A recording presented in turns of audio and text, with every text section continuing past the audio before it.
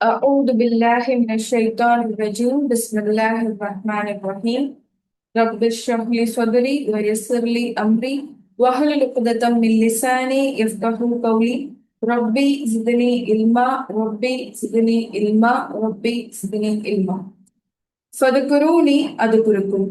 நீங்கள் என்னை நினைவு கூறுங்கள், நான் உங்களை நினைவு கூறுவேன் அப்படிங்கிற அல்லாஹுடைய வார்த்தையை நினைவு கூர்ந்தவளாகவும், அவனுடைய அன்பும் அருளும் அவனது மன்னிப்பும் வற்றா கருணையும் என்றென்றும் உங்கள் மீதும் என் மீதும் நிலைத்திருக்க பிரார்த்தித்தவளாகவும் இன்றைய அமர்வை ஆரம்பம் செய்கின்றேன். அஸ்ஸலாமு அலைக்கும் வரஹ்மத்துல்லாஹி வபரகாத்துஹு. நபி ஸல்லல்லாஹு அலைஹி வஸல்லம் அவங்க சொல்றாங்க, மை யுரீதுல்லாஹு பிஹி கைரன் யுஃபக்கிஹு ஃபித்தீன். அல்லாஹ் யாருக்கு நலவை நாடுகிறானோ அவருக்கு மார்க்கத்தில் புரிதலை கொடுக்கின்றான் அப்படின்னு நபி ஸல்லல்லாஹு அலைஹி வஸல்லம் அவங்க சொல்றாங்க.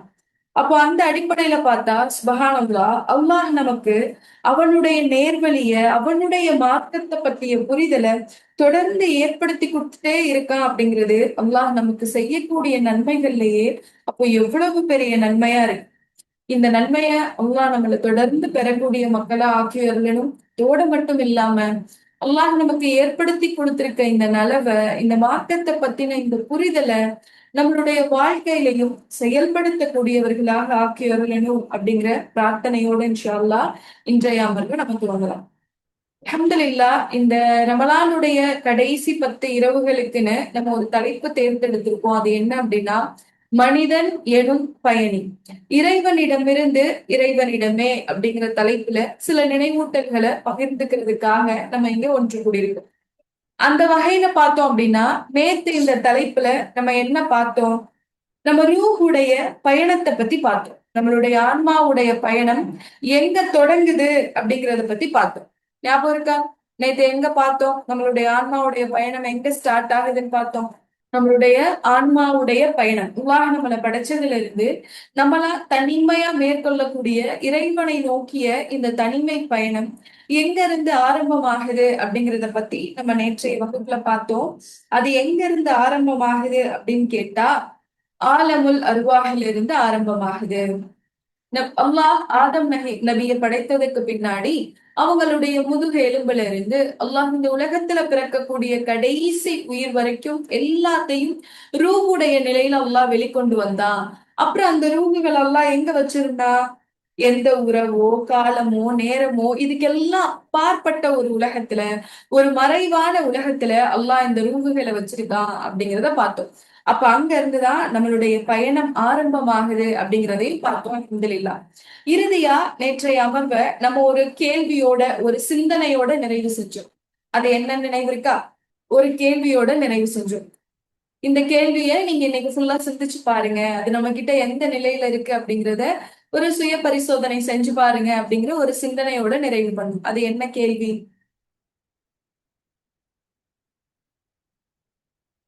நம்ம அல்லாவுக்கு கொடுத்த உறுதிமொழி. அல்லாஹ் தன்னுடைய திருமறை குரான்ல நம்மளை நோக்கி கேட்ட ஒரு கேள்வி, அலஸ்து பி ரப்பிக்கும், நான் உங்களுடைய இறைவன் இல்லையா அப்படின்னு அல்லாஹ் நம்மளை நோக்கி கேட்டான். எங்க நம்ம இருக்கும்போது, நம்ம ரூகுகளா இருக்கிற நிலையில அல்லாஹ் நம்மளை பார்த்து கேட்டான், நான் உங்களுடைய ரப்பு இல்லையா அப்படின்னு கேட்டான். அப்ப நம்ம எல்லாரும் அல்லாவுக்கு என்ன பதில் சொன்னோம்? ஆம், நீ என்னுடைய ரப்பு தான், நாங்க சாட்சி சொல்றோம் அப்படின்னு சொல்லி அல்லாஹ் கிட்ட நம்ம ஒரு வாக்குறுதி கொடுத்துட்டு வந்துடணும். அந்த வாக்குறுதி இந்த ரூஹு பூமிக்கு வந்ததுக்கு அப்புறம் அந்த வாக்குறுதியுடைய நிலை என்னவா இருக்கு? அல்லாஹ் கிட்ட கொடுத்துட்டு வந்த வாக்குறுதி மாதிரியே இன்னும் நம்ம மனதுல அது உயிர்ப்போட இருக்கா? ஒவ்வொரு செயல்லையும் நம்ம அல்லாவுக்கு நம்ம கொடுத்துட்டு வந்த வாக்குறுதியை நினைவு கூர்ந்துட்டே இருக்கோமா? என்னுடைய ரப்புக்கு நான் இப்படி ஒரு பையன் செஞ்சு கொடுத்துட்டு வந்திருக்கேன். அதனால எந்த விஷயமா இருந்தாலும் நான் அவன் மேலதான் நம்பிக்கை வைப்பேன். நான் அவனை மட்டும்தான் முழுமையா சார்ந்திருப்பேன். என்னுடைய வாழ்க்கையுடைய இன்பமான நிலையிலும் துன்பமான நிலையிலையும் நான் அவன்கிட்ட மட்டும்தான் மீண்டும் போகக்கூடிய அடிமை பெண்ணா இருப்பேன்.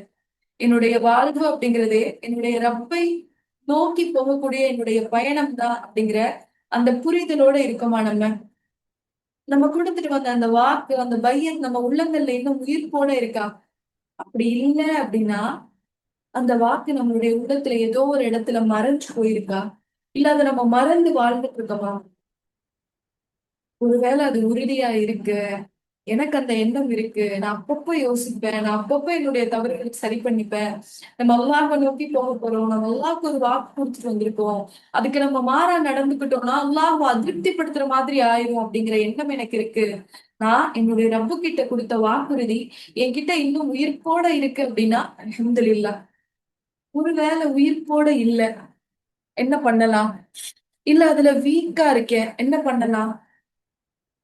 குடுத்த வாக்குறுதிலாம் நினைவு இருக்கு. ஆனா அத நான் சரியா இன்னும் மெயின்டெயின் பண்ணாம நான் இருக்கேன். அதுக்கான எந்த முயற்சியிலயுமே நான் இல்ல அப்டின்னா நம்ம என்ன பண்ணலாம்? கவலைப்பட்டுட்டு அந்த வாக்குறுதிய அப்படியே விட்டுறலாமா? சரி அதான் இவ்ளோ நாள் இத பத்தி நம்ம கவலைப்படலைல்ல. நேத்து புதுசா ஒரு விஷயம் தெரிஞ்சுட்டோம். அதுக்காக நம்ம ஏன் நம்ம யோசிக்கணும்? அதுக்காக நம்ம ஏன் கவலைப்படணும்? இவ்ளோ நாள் எப்படி இருந்தோமோ அதே மாரி இருந்துரலாம் அப்படின்னு இருந்துரலாமா? அப்படி ஒரு வேளை நம்ம ஒரு கவலைப்பட்டோம். அதுக்காக நம்ம மனம் வருந்துறோம் அப்படின்னா அல்லாஹ் சொல்றான், என் மேல நீங்க என்ன செய்யாதீங்க? நம்பிக்கை இழக்காதீங்க. உங்க மேல நீங்க நம்பிக்கை இழந்தா கூட, என் மேல நம்பிக்கை இழக்காதீங்க. நான் உங்களுடைய பாவங்கள மன்னிக்கிறேன்னு அல்லாஹ் சொல்றான். இப்ப இந்த வாக்குறுதியின்படி இதுவரைக்கும் நம்மளுடைய வாழ்நாள்ல எந்த அமலையும் நம்ம செய்யலைன்னா கூட பரவாயில்ல. அல்லாஹ் நமக்கு ஒரு வாய்ப்பு கொடுத்திருக்கான். அவனை நோக்கி மீள்றதுக்கு ரமலான் அப்படிங்கிற அழகான ஒரு மாதத்தை கொடுத்திருக்கான். அல்லாஹுவை நோக்கி நம்ம நெருங்குறதுக்கும் இந்த வாக்குறுதியை நம்ம உயிர்ப்பித்துக் கொள்றதுக்கும். அறிஞர்கள் சொல்லும்போது சொல்றாங்க, இந்த ரமலான் அப்படிங்கிறது என்ன தெரியுமா? அல்லாஹுவை நோக்கி நீ பயணிப்பதற்கான சாலை இது. அல்லாஹுவை நோக்கி பயணிப்பதற்கான சாலை.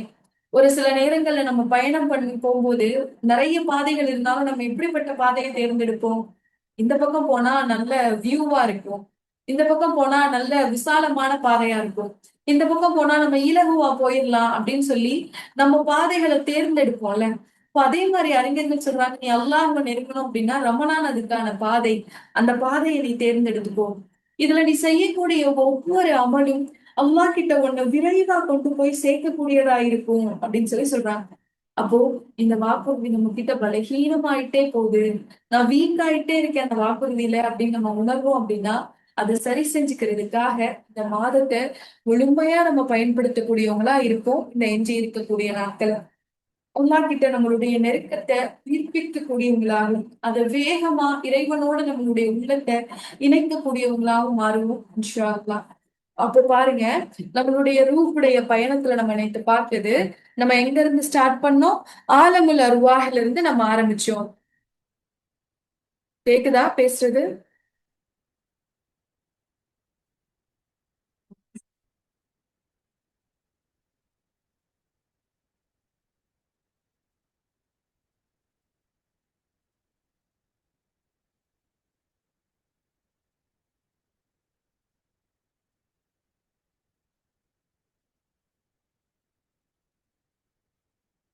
ஆலமுல் அர்வாஹ்ல இருந்து நம்ம ஆரம்பிச்சோம். அங்க இருந்து அல்லாஹ் நம்மளுடைய ரூஹ கொஞ்ச நாள், அது எவ்வளவு நாள் அப்படிங்கிறது நமக்கு தெரியாது. அது எவ்வளவு வருடம்னு நமக்கு தெரியாது. நம்ம நேத்து பார்த்தோம் இல்லையா? இது வரைக்கும் இந்த உலகத்துல 11,700 கோடி மக்கள் வாழ்ந்திருக்கலாம் அப்படிங்கிறது ஒரு கணிப்புன்னு. அப்ப அதுல நம்ம எத்தனாவது நபர்? நம்மளுடைய டர்ன் வர்ற வரைக்கும் அல்லாஹ் நம்மள எங்கதான் வச்சிருந்தான்? ஆலமுல் அர்வாஹ்ல தான் வச்சிருந்தான் அப்படிங்கிறத பார்த்தோம். அடுத்ததா ஆலமுல் அர்வாஹ்ல இருந்து இரண்டாவது இலக்கா அல்லாஹ் நம்மள எங்க கூட்டிட்டு வந்தான்? நம்மளுடைய இரண்டாவது ஸ்டேஷன் என்ன?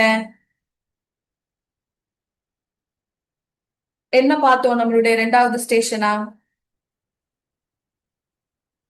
ரஹம் அப்படின்னு சொல்லக்கூடிய தாயுடைய கருவறை. அப்போ ஆலமுல் அருவாகில் ஆரம்பிச்ச நம்மளுடைய ஆன்மாவுடைய பயணம், அது முதலாவது நிலையா நம்மளோட ஸ்டார்டிங் பாயிண்டா நம்ம அங்க இருந்து ஆரம்பிச்சோம். ரெண்டாவது நம்ம அப்படியே எங்க அல்லாஹ் நம்மளை கொண்டு வந்தான் அப்படின்னா தாயுடைய கருவறைக்கு கொண்டு வந்தான். இந்த ஸ்டேஷன் இருக்கு தெரியுமா? இந்த ரஹ்மன் சொல்லக்கூடிய இந்த தாயுடைய ஆஹ் கருவறை அப்படிங்கிற இந்த நிறுத்தம் இருக்கு தெரியுமா? இது ஒரு ஆன்மாவுக்கு முழுக்க முழுக்க அருளும் அற்புதமும் நிறைஞ்சது. முழுக்க முழுக்க இது அல்லாஹ்வுடைய அருட்கொடைகளால நிறைஞ்சது இந்த உலகம். ரஹ்ம அப்படிங்கிற இந்த உலகம். இன்னும் இந்த உலகத்தை பத்தி சொல்றதா இருந்தா, ஒரு ஆன்மா பயணிக்கக்கூடியதிலேயே முழுக்க முழுக்க அல்லாஹ்வுடைய கட்டுப்பாட்டுல இருக்கக்கூடிய ஒரு உலகம் இது. ஏன் ஏன் கருவறை அல்லாஹ்வுடைய கட்டுப்பாட்டுல இருக்கக்கூடிய ஒரு உலகம்? ஏன் அப்படின்னா, இங்க எதையுமே நம்ம தேர்வு செய்யவே முடியாது. யோசிச்சு பாருங்களேன். அல்லாஹ் நம்மளுடைய டர்ன் வரும்போது, நம்மளுடைய ரூஹ ஆலமுல் அர்வாஹ்ல இருந்து எடுத்து, இந்த பூமியில ஏதோ ஒரு பெண்மணியுடைய கருவறைக்கு அனுப்புறான். அப்படி அந்த ஒரு பெண்மணியுடைய கருவறைக்கு வந்த உடனே அந்த பெண்மணி நம்மளுடைய தாய் ஆயிடுறாங்க, அந்த ஆண் நம்மளுடைய தந்தையா மாறிடுறாங்க. இதுக்கு முன்னாடி இந்த கருவறையில நம்மளுக்கு முன்னாடி இந்த கருவறையை பகிர்ந்துகிட்டவங்க, நமக்கு பின்னாடி இந்த கருவறையை பகிர்ந்துக்க போறவங்க நம்மளுடைய சகோதரர்களா மாறிடுறாங்க. அப்போ இதுல என்ன நம்ம விளங்கிக்கணும்னா, இது முழுக்க முழுக்க அல்லாஹ்வுடைய கண்ட்ரோல். இத நம்மளை இதுல எதையாவது நம்ம சூஸ் பண்ண முடியுமா? இந்த நபர் தாயா இருக்கணும்னு நம்ம சூஸ் பண்ண முடியுமா? இவங்கதான் என்னுடைய தந்தையா இருக்கணும்னு நம்ம சூஸ் பண்ண முடியுமா? இல்ல இந்தந்த ரூஹு தான் என்னுடைய உடன் பிறப்புகளா இருக்கணும் அப்படிங்கறத நம்ம சூஸ் பண்ண முடியுமா? நான் இந்த மொழி பேசுறவங்களுக்கு மத்தியில தான் நான் பிறக்கணும், நான் இந்த நிறத்துல பிறக்கணும், என்னுடைய உடல் அமைப்பு இப்படி இருக்கணும் அப்படின்னு எதையாவது நம்மளால இந்த உலகத்துல சூஸ் பண்ண முடியுமா? நம்மளோட தேர்வு நல்லா இந்த ரஹ்மல ஏதாவது கொடுத்திருக்கானா அப்படின்னு கேட்டா இல்ல. இது முழுக்க முழுக்க அல்லாஹுடைய கட்டுப்பாட்டுல உள்ள ஒரு உலகம். ரூஹு பயணிக்கக்கூடிய இந்த இரண்டாவது நிலையான தாயுடைய கருவறை முழுக்க முழுக்க அல்லாஹுடைய கட்டுப்பாட்டுக்குள்ளேயே இருக்க ஒரு உலகம். இன்னும் பார்த்தா இந்த உலகம் அல்லாஹுடைய வல்லமைக்கும் அல்லாஹுடைய ஆற்றலுக்கும் ஒரு சான்று பகிரக்கூடிய ஒரு உலகம் எது அப்படின்னா இந்த தாயுடைய கருவறை தான்.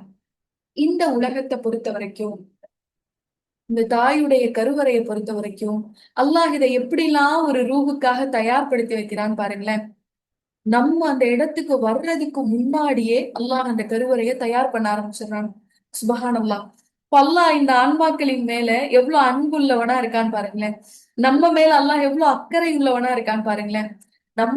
நம்ம அந்த தாயுடைய கருவறைக்கு போகிறதுக்கு முன்னாடியே அல்லாஹ் அந்த கருவறைய இந்த ரூஹுக்காக, இந்த ரூஹ வரவேற்கிறதுக்காக, இந்த ரூஹ பராமரிக்கிறதுக்காக, இந்த ரூஹ அரவணைக்கிறதுக்காக அல்லாஹ் முன்னில இருந்தே அதை தயார்படுத்த ஆரம்பிச்சிருவானா. இத பத்தி அல்லாஹ் தன்னுடைய திருமறை குரான்ல சொல்றான். சூரா முக்மினூனுடைய 14வது வசனத்துல, நான் எப்படியெல்லாம் உங்களை படைச்சேன், நான் எப்படியெல்லாம் உங்களை இந்த பூமிக்கு கொண்டு வந்தேன் அப்படின்னு சொல்லும் போது அல்லாஹ் சொல்றான். முதலாவது அல்லாஹ் என்ன சொல்றான்னா, உன்னை நுத்துஃபா அப்படிங்கிற ஒரு நிலையில வச்சிருந்தேன். இந்திரிய துளி, ஒரு நீர் மாதிரி இருக்கக்கூடிய தண்ணி போன்ற ஒரு நிலையில நான் உன்னை வச்சிருந்தேன். நுத்துஃபா அப்படிங்கிற ஒரு நிலையில நான் வச்சிருந்தேன். அந்த நிலையில நீ கொஞ்ச காலம் உன்னுடைய தாயுடைய கருவறையில இருந்த. அதுக்கப்புறம் நான் உன்னை என்ன மாத்தினேன் தெரியுமா? உன்னை என்னவா ஆக்கினேன் தெரியுமா? அலக் அப்படிங்கிற ஒரு நிலைக்கு மாத்தினேன். அலக் அப்படின்னா என்ன? அட்டை பூச்சி போல ஒட்டி கொண்டிருக்கும் இரத்த கட்டி. தனியா எங்கேயோ அந்தரத்துல எல்லாம் இல்ல. எப்படி ஒரு அட்டைப்பூச்சி ஒரு இடத்துல ஒட்டி நம்மளுடைய கையிலயோ கால்லயோ ஒட்டுச்சுன்னா எப்படி அதை பிரிக்கவே முடியாத அளவு ஸ்ட்ராங்கா அது ஒட்டிக்குதுல்ல. அப்ப அது போல அல்லாஹ் என்ன பண்றானா, நீ இந்திரிய துளியா கருவறையில இருந்த, அதுக்கப்புறம் அதை நான் உன்னை என்னவா மாத்தினேன்னா இரத்த கட்டியா, ஒட்டிட்டு இருக்கக்கூடிய ஒரு இரத்த கட்டியா நான் உன்னை மாத்தினேன் அப்படின்னு அல்லாஹ் சொல்றான். அடுத்து அல்லாஹ் சொல்லும் போது சொல்றான், அடுத்து நான் உன்னை எப்படி மாத்தினேன் அப்படின்னா முதுகா அப்படின்னு சொல்லக்கூடிய சதை பிண்டமா உன்னை நான் மாத்தினேன். இல்ல என்னவா மாத்தினேன்னு சொல்றான். முதுகா அப்படின்னு சொல்லக்கூடிய ஒரு சதை பிண்டமா நான் மாத்தினேன். இந்த முதுகா அப்படிங்கிற வார்த்தைக்கு அர்த்தம் சொல்லப்படும் போது சொல்லப்படுது, மென்று தின்னப்பட்ட ஒரு ஒரு பொருள் நம்ம மென்னு துப்புனோம் அப்படின்னா அது எப்படி இருக்கும்? ஒண்ணும் இல்ல, ஒரு சுவிங்கம்மே நம்ம எடுத்து சாப்பிடுறோம்னு வச்சுக்கோங்களேன். ஒரு சுவிங்கம் சாப்பிடுறோம். சுவிங்கம்மை நம்ம நல்லா மென்னுட்டு அதை எடுத்து பார்த்தோம்னா என்ன தெரியும்? நம்ம பல்லுடைய அச்சு அப்படியே தெரியும். நம்ம மெண்டதுக்கான அப்படியே அந்த தடம் அதுல தெரியும். அப்போ எல்லாம் இந்த முதுகாவை அப்படிதான் சொல்றான். எப்படின்னா ஒரு மெல்லப்பட்ட சதை துண்டு போல நான் உன்னை ஆக்கினேன். ஏன் அல்லாஹ் அப்படி சொன்னா? ஏன் அல்லாஹ் அப்படி சொன்னா? ஏன் அல்லாஹ் நம்மள மென்று தின்னப்பட்ட சதை துண்டுன்னு அல்லாஹ் நம்மள ஏன் சொன்னான்? ஏன் அப்படின்னா, ஸ்கிரீன் தெரியுதா? ஸ்கிரீன் தெரியுதா எல்லாருக்கும்? இதுல ரெண்டாவதா ஒரு ஒரு பிக்சர் தெரியுதா? ரெண்டாவதா ஒரு பிக்சர். இந்த பிக்சரோட இந்த மேல் பகுதியில பார்த்தோம்னா நம்மளோட ஸ்பைன், நம்மளோட முதுகெலும்பு தெரியுமா? அப்படியே ஒவ்வொன்னுமா அப்படியே தெரியும். அதை பார்க்கும்போது எப்படி இருக்கும் அப்படின்னா, எப்படி ஒரு பொருள்ல நம்ம மெண்டதுக்கான தடயம் அப்படியே ஒவ்வொரு பல்லு பல்லா அச்சு அச்சா தெரியுமோ, அதே போல இந்த எலும்புகளுடைய அச்சு இங்க தெரியுமா? அதனாலதான் அல்லாஹ் சொல்லும் போது சொல்றான், நான் உங்களை முதுகா அப்படிங்கிற நிலைக்கு நான் கொண்டு வந்தேன். இங்க இங்க உள்ளது தெரியுதா? ஒரு சின்ன ஒரு மனிதன் மாதிரி ஒரு உருவத்துல அது வருதா? இப்போ முதல்ல நான் உன்னை நுத்துஃபாவா வச்சிருந்தேன், அதுக்கப்புறம் உன்னை நான் அலக்கா மாத்தினேன், அதுக்கப்புறம் நான் உன்னை எப்படி கொண்டு வந்தேன் அப்படின்னா முதுகாவா மாத்தினேன். அப்படியே அதனுடைய அச்சு தெரியுதா? அது மாதிரி நான் உங்களை உருவாக்குனேன் அப்படின்னு சொல்லி அல்லாஹ் சொல்றான். அப்ப முதல்ல இந்த கருவறையில அல்லாஹ் நம்மள கொண்டு வரும்போது என்ன சொல்றான்? நீ நுத்துஃபாவா இருந்த. அடுத்து அல்லாஹ் நம்மள சொல்லும் போது அதை எப்படி சொல்றான்? நீ ஒரு அலக் அப்படிங்கிற ஒரு நிலையில நீ இருந்த. மூணாவது அல்லாஹ் சொல்லும் போது என்ன சொல்றான்? நீ முதுகாவா உன்னை நான் மாத்தினேன். ஒரு சதை பிண்டமா உன்னை மாத்தினேன். இது எப்படிப்பட்ட சதை பிண்டம் அப்படின்னா, ஒரு குட்டி மனிதனுடைய உருவம் அங்க வந்துருவான். ஒரு மனிதனுக்கு என்னென்ன தேவை? ஒரு முதுகெலும்பு, ஒரு கைக்கு ஒரு சின்ன பகுதி, ஒரு காலுக்கு ஒரு சின்ன பகுதி. அப்போ அல்லாஹ் நம்மள வடிவமைக்கிறத எந்த ஸ்டேஜ்ல ஆரம்பிக்கிறான்னு பாருங்களேன். என்னுடைய இந்த அடிமையுடைய கண் இப்படி இருக்கணும், அவங்களுடைய கை இப்படி இருக்கணும், அவங்களுடைய முகம் இப்படி இருக்கணும், அவங்களுடைய மூக்கு இப்படி இருக்கணும் அப்படிங்கிற கட்டளை அல்லாஹ் எப்ப கொடுக்குறான்? இந்த முதுகாவா நம்ம இருக்கும் போது அல்லாஹ் கொடுத்துறான். அப்ப இந்த ஸ்டேஜ்ல தான் நம்ம உருவம் பெற ஆரம்பிக்கிறோம். இந்த ஸ்டேஜ்ல தான் அல்லாஹ் நமக்கு என்ன கொடுக்குறான்? உருவத்தை கொடுக்குறான். அடுத்து அல்லாஹ் சொல்லும்போது சொல்றான், அதுக்கப்புறம் நான் உனக்கு இலாம் கொடுத்தேன், எலும்புகளை நான் உனக்கு கொடுத்தேன். அதுக்கப்புறம் அல்லாஹ் சொல்லும்போது சொல்றான், அடுத்து நான் உனக்கு அதுல லஹ்மு, சதை துண்டுகளை நான் அது மேல அணுவிச்சுறேன். அது சதை துண்டுகளால உன் உடம்ப நான் நிரப்புனேன். இதுக்கப்புறம் அல்லாஹ் சொல்றான், பின்னர் அதனை மனித படைப்பாக நான் மாத்திட்டேன். அப்புறம் அல்லாஹ் அதை என்னமா மாத்திட்டானா? மனித படைப்பா நான் அதை மாத்திட்டேன் அப்படின்னு சொல்லிட்டு இந்த வசனத்தை அல்லாஹ் சொல்லி முடிக்கும் போது சொல்றான், அல்லாஹு அஹ்சனுல் ஹாலிகீன், நிச்சயமாக அல்லாஹ் ஒரு அழகான படைப்பாளன் அப்படின்னு சொல்லி அல்லாஹ் முடிக்கிறான். சுபஹானல்லாஹ். நம்ம இன்னைக்கு நினைக்கிறோம், நம்மளுடைய புரிதல் எப்படி இருக்கு? ஒரு ஆணும் பெண்ணும் இணைஞ்சா ஒரு கரு உருவாகுது. ஒரு கரு உருவானதுக்கு அப்புறம் ஒரு 10 மாதத்திலயோ அல்லது 9 மாதத்திலயோ ஒரு குழந்தை ஒண்ணு பிறக்குது. ஒரு உயிர் இந்த உலகத்துக்கு வந்துருது. அவ்வளவுதான் நமக்கு இந்த மனித படைப்பை பத்தி தெரியுது. ஆனா அல்லாஹ் நம்மள படைச்ச நம்மளுடைய ரப்பு நம்ம எப்படி எல்லாம் நம்மள ஸ்டெப் பை ஸ்டெப்பா செதுக்குனா அப்படிங்கறத பத்தி சொல்லலாம். எப்படி எல்லாம் நான் ஒவ்வொரு ஸ்டேஜா நான் உங்களை வடிவமைச்சிட்டு வந்தேன் அப்படிங்கறத பத்தி சொல்லலாம். அப்போ இந்த ரூஹ் பயணிக்கக்கூடிய இந்த இரண்டாவது உலகமான தாயுடைய கருவறை முழுக்க முழுக்க அல்லாஹுடைய ஆற்றல், அல்லாஹுடைய வண்ணம், அல்லாஹுடைய வடிவமைப்பு. அப்ப அல்லாஹ் எப்படி நம்மள ஒவ்வொரு ஸ்டேஜா படைச்சிட்டு வந்தான் பாருங்க. இப்போ ஒரு கேள்வி, இந்த எந்த ஸ்டேஜ்ல நம்மளுடைய ரூஹ் இங்க வந்துச்சு? நுத்துஃபாவா இருக்கும் போது அல்லாஹ் ரூஹ ஆலமுல் அர்வாஹ்ல இருந்து எடுத்து கருவறைக்குள்ள கொடுத்துட்டானா? இல்ல நம்ம அலக்கா இருக்கும் போது அல்லாஹ் கொடுத்தானா? இல்ல நம்ம முதுகாவா இருக்கும் போது அல்லாஹ் கொடுத்தானா? இல்ல அல்லாஹ் அதுல எலும்புகளை நிரப்பும் போது ரூஹ கொண்டு வந்து வச்சானா? இல்ல அதுல சதை துண்டுகள் அல்லாஹ் நிரப்பும் போது ரூஹ கொண்டு வந்து வச்சானா? எப்போ அல்லாஹ் வச்சான்? எப்ப நம்ம வந்தோம்? நம்மளுடைய பயணம் எப்ப ஆலமுல் அர்வாஹ்ல இருந்து நிப்பாட்டப்பட்டு அங்க முடிக்கப்பட்டு எப்ப தாயுடைய கருவறைக்கு எந்த ஸ்டேஜ்ல நம்ம வர்றோம்? இது பாருங்களேன். இத பத்தி நபி ஸல்லல்லாஹு அலைஹி வஸல்லம் அவங்க சொல்றாங்க. அப்துல்லா இப்னு மஸ்ஊத் ரலியல்லாஹு அன்ஹு அறிவிக்கிறாங்க. என்ன அப்படின்னா, உன்னுடைய தாயுடைய கருவறையில நீ ஒரு 40 நாட்களுக்கு நுத்ஃபாவா நீ இருந்த. அதுக்கப்புறம் ஒரு 40 நாட்களுக்கு நீ அலக்குடைய நிலையில இருந்த.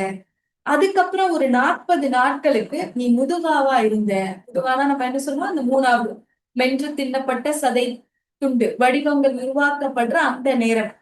இப்போ இத சொல்லிட்டு ரசூலுல்லாஹ் சொல்றாங்க, இந்த இடத்துல நீ இந்த முதுகாவா நீ வந்து நிற்கும் போது அல்லாஹ் அங்க ஒரு செயலை நிகழ்த்துறான். அது என்ன அப்படின்னா, அல்லாஹுடைய ஒரு வானவர் ஒரு ரூஹை எடுத்துட்டு வந்து இந்த முதுகாவா இருக்கக்கூடிய கருவுல அல்லாஹுடைய நாட்டப்படி அதை செலுத்துறார். அப்ப கரெக்டா எத்தனாவது 40 இது? 3வது 40. அப்ப 120வது நாள், அதாவது 4வது மாசத்துலதான் நம்ம ரூஹ் எங்க வருது? தாயுடைய கருவறைக்கே வருது. ஆனா தயாரிப்பு எப்ப இருந்து ஆரம்பிச்சிருக்கு? அதனாலதான் நம்ம ஆரம்பத்துல சொல்லும் போது சொன்னோம், அல்லாஹ் நம்மளுடைய ரூஹ கருவறைக்கு கொண்டு வர்றதுக்கு முன்பாகவே அல்லாஹ் தயாரிப்ப ஆரம்பிச்சிட்டா. நம்ம ரூஹ் அங்க வர்றதுக்கு முன்னாடி அல்லாஹ் நம்மள வடிவமைக்க ஆரம்பிச்சிட்டா. அல்லாஹ் நம்மள செதுக்க ஆரம்பிச்சிட்டான். நம்மளுக்காக ஒவ்வொன்னையும் அல்லாஹ் அந்த அந்த தாயுடைய கருவறையில பார்த்து பார்த்து பராமரிக்க ஆரம்பிச்சிட்டான். அப்போ இந்த 120வது நாள்ல ஒரு வானவர் வருவாரா, வந்து அல்லாஹுடைய நாட்டப்படி ஒரு ரூஹ எடுத்துட்டு வந்து, யார் அல்லாஹ் நாடுறானோ, யார் நம்மளுடைய தாயா இருக்கணும், இல்ல யார் நம்மளுடைய தந்தையா இருக்கணும், அப்படி இல்லைன்னா யார் நமக்கு பிள்ளைகளா பிறக்கணும் அல்லாஹ் நாடுறானோ, அந்த ரூஹ எடுத்துட்டு வந்து அல்லாஹ் நம்மளுடைய கருவறையில வைக்கிறார். நம்மளுடைய தாயுடைய கருவறைக்கு அப்ப இப்படிதான் வந்தோம். முன்னாடியே ப்ரிப்பேரா இருக்கக்கூடிய ஒரு இடத்துக்கு அல்லாஹ் நம்மளுக்கு எந்த வித கஷ்டமும் சோதனையும் இல்லாம இலகுவா கொண்டு வந்து அந்த உடம்புல அல்லாஹ் நம்மளுடைய ரூஹ சேர்த்துட்டான். அதனாலதான் அல்லாஹ் இந்த இரத்த உறவுகளை முறிக்கும் போது ரொம்ப கோபப்படுறான். இரத்த உறவுகளை முறிக்கும் போது அல்லாஹ்வுக்கு ஏன் இவ்வளவு கோபம் வருது? ஏன்னா அதை தேர்வு செஞ்சது யாரு? அல்லாஹ். நீங்களோ நானோ இல்ல. நண்பர்களை தேர்வு செய்யற மாதிரி நம்மளுடைய தேர்வு இல்லைல்ல, இது யாருடைய தேர்வு? அல்லாஹ்வுடைய தேர்வு. அதனாலதான் இந்த இரத்த உறவு அல்லாஹ்வுடைய அர்ஷ புடிச்சு தொங்கிட்டே இருந்துச்சாம். அல்லாஹ் நீ எனக்கான ஹக்க கொடு அப்படின்னு. அப்ப அல்லாஹ் என்ன சொன்னா அதுக்கான ஹக்கா?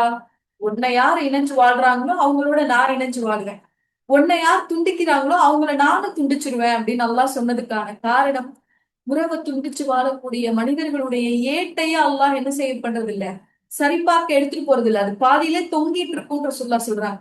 இப்ப இவ்வளவு கடுமைகள் அதுல கொடுக்க காரணம் என்ன? அல்லாஹ் ஏற்படுத்தி கொடுத்த ஒரு உறவு. அதை யாருக்காக நம்ம பொருந்திக்கணும்? அதுல கூடுதல் குறைச்சல் இருந்தாலும், அதுல மனக்கசப்புகள் இருந்தாலும், அந்த உறவை முறிக்கிறதுக்கான அனுமதி அல்லாஹ் நம்மளுக்கு கொடுக்கல. அது அல்லாஹ்வுக்காக இணைந்து பயணிக்கணும் அப்படிங்கறத அல்லாஹ் விரும்புறான். சரி, அல்ஹம்துலில்லாஹ். இப்ப பாருங்க, அப்போ ஒரு மனிதன் இந்த முதுகாவா இருக்கக்கூடிய நிலையில அவனுடைய இரண்டாம் கட்ட பயணம் ஆரம்பமாகுது. ஆலமுல் அருவாகிலிருந்து அந்த ரூஹ் எடுத்து வரப்பட்டு இந்த தாயுடைய கருவறையில வைக்கப்படுது. இப்படி வைக்கப்படும் போது ஒரு மிக முக்கியமான நிகழ்வு ஒண்ணு நடக்குது. எப்படி ஆலமுல் அருவாகில ஒரு மிக முக்கியமான ஒரு நிகழ்வு நடந்தது நம்ம என்ன பார்த்தோம்? அல்லாஹ் கிட்ட நம்ம எல்லாரும் பையத் பண்ணதை பார்த்தோம். அதே போல இந்த ரஹ்மில தாயுடைய கருவறையில இந்த இரண்டாவது ஸ்டேஷன்ல ஒரு முக்கியமான ஒரு நிகழ்வு நடக்குது. அது என்ன நிகழ்வு தெரியுமா?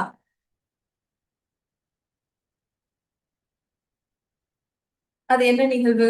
நபி ஸல்லல்லாஹு அலைஹி வஸல்லம் அவங்க சொல்லும்போது சொல்றாங்க, இந்த வானவர் ஒரு ரூஹ எடுத்துட்டு வந்து இந்த தாயுடைய கருவறையில ஊதினதற்கு பின்பாக ஒரு 4 விஷயங்கள் அந்த ரூஹுக்கு தீர்மானிக்கப்படுது. எத்தனை விஷயம் தீர்மானிக்கப்படுதா? 4 விஷயங்கள் தீர்மானிக்கப்படுது அப்படின்னு சொல்லி ரசூலுல்லாஹ் சொல்றாங்க. அந்த 4 விஷயங்கள் என்னென்ன? முதல்ல அந்த மனிதனுக்கான ரிஸ்க் தீர்மானிக்கப்படுது. ரிஸ்க்னா என்னது? வெறும் உணவு, பொருளாதாரம் மட்டும் இல்ல. எல்லாமே. அவன் என்னவா ஆவான்? என்ன செய்வான்? எங்க பயணிக்க போறான்? எல்லா டீட்டெயிலுமே. நம்மளுடைய விதின்னு கூட வச்சுக்கலாம். நம்மளுடைய கதிர் அப்படின்னு கூட வச்சுக்கலாம். அப்போ அல்லாஹ் முதல்ல இந்த ரஹ்மில வச்சு நமக்கு தீர்மானிக்கிற ஒரு விஷயம் என்னவா இருக்குன்னா, நம்மளுடைய ரிஸ்க். நம்ம என்ன சம்பாதிப்போம், நம்ம எவ்வளவு பொருளாதாரம் ஈட்டுவோம், நமக்கு எவ்வளவு ஆரோக்கியம் இருக்கும், நம்ம என்னென்ன இடங்களுக்கு நம்ம பயணிக்க போறோம், இது எல்லாமே அல்லாஹ் என்ன செஞ்சதா நம்ம இந்த கருவறையில இருக்கும்போது தீர்மானம். ரெண்டாவது என்னன்னு பாத்தீங்க அப்படின்னா, இங்க நடக்கக்கூடிய இந்த நிகழ்வுல ரெண்டாவதா நடக்கக்கூடியது என்னன்னா, அந்த ரூஹ் எப்ப மரணிக்கும், தன்னுடைய இந்த இரண்டாவது ஸ்டேஷனை விட்டு அடுத்த ஸ்டேஷனுக்கு இந்த ரூஹு எப்ப கிளம்பி போகும், பயணப்பட்டு போகும் அப்படிங்கறத அல்லாஹ் எப்பயே அப்ப எழுதிடுறான். எப்ப ஆலமுல் அருவாகில இருந்து தாயுடைய கருவறைக்கு நம்ம கொண்டு வரப்பட்டமோ அப்பயே அல்லாஹ் எழுதிடுறான். எப்படி நம்ம கடையில போய் ஒரு பேக்டான ஒரு பொருளை பார்க்கும்போது அதோட மேனுஃபேக்சரோட டேட்டும் அதோட எக்ஸ்பயர் டேட்டும் இருக்கோ, அதே போல அல்லாஹ் நம்மளை கொண்டு வந்து தாயுடைய கருவறையில வைக்கும் போதே நம்மளோட எக்ஸ்பயர் டேட்டோட சேர்த்துதான் அல்லாஹ் வைக்கிறான். சுப்ஹானல்லாஹ். எப்ப நம்மளுடைய பயணம் முடியும் அப்படிங்கறத தீர்மானம் அங்கேயே செய்யப்படுது. மூணாவது, அந்த இடத்துல என்ன முடிவு செய்யப்படுதுன்னா, அந்த வானவர் எதை உறுதியாக்குவார் அப்படின்னா, இந்த ரூஹு என்னென்ன அமல்கள் எல்லாம் செய்யும் அப்படிங்கிறது முடிவு செய்யப்படுது. நம்ம நினைக்கலாம், நம்ம பிறந்து 40 வருஷம் கழிச்சு இன்னைக்கு நான் ஒரு ஆசிரியரா இருக்கேன். நான் பிறந்து ஒரு 45 வயசுல நான் ஒரு 3 குழந்தைகளுக்கு தாயா இருக்கேன்.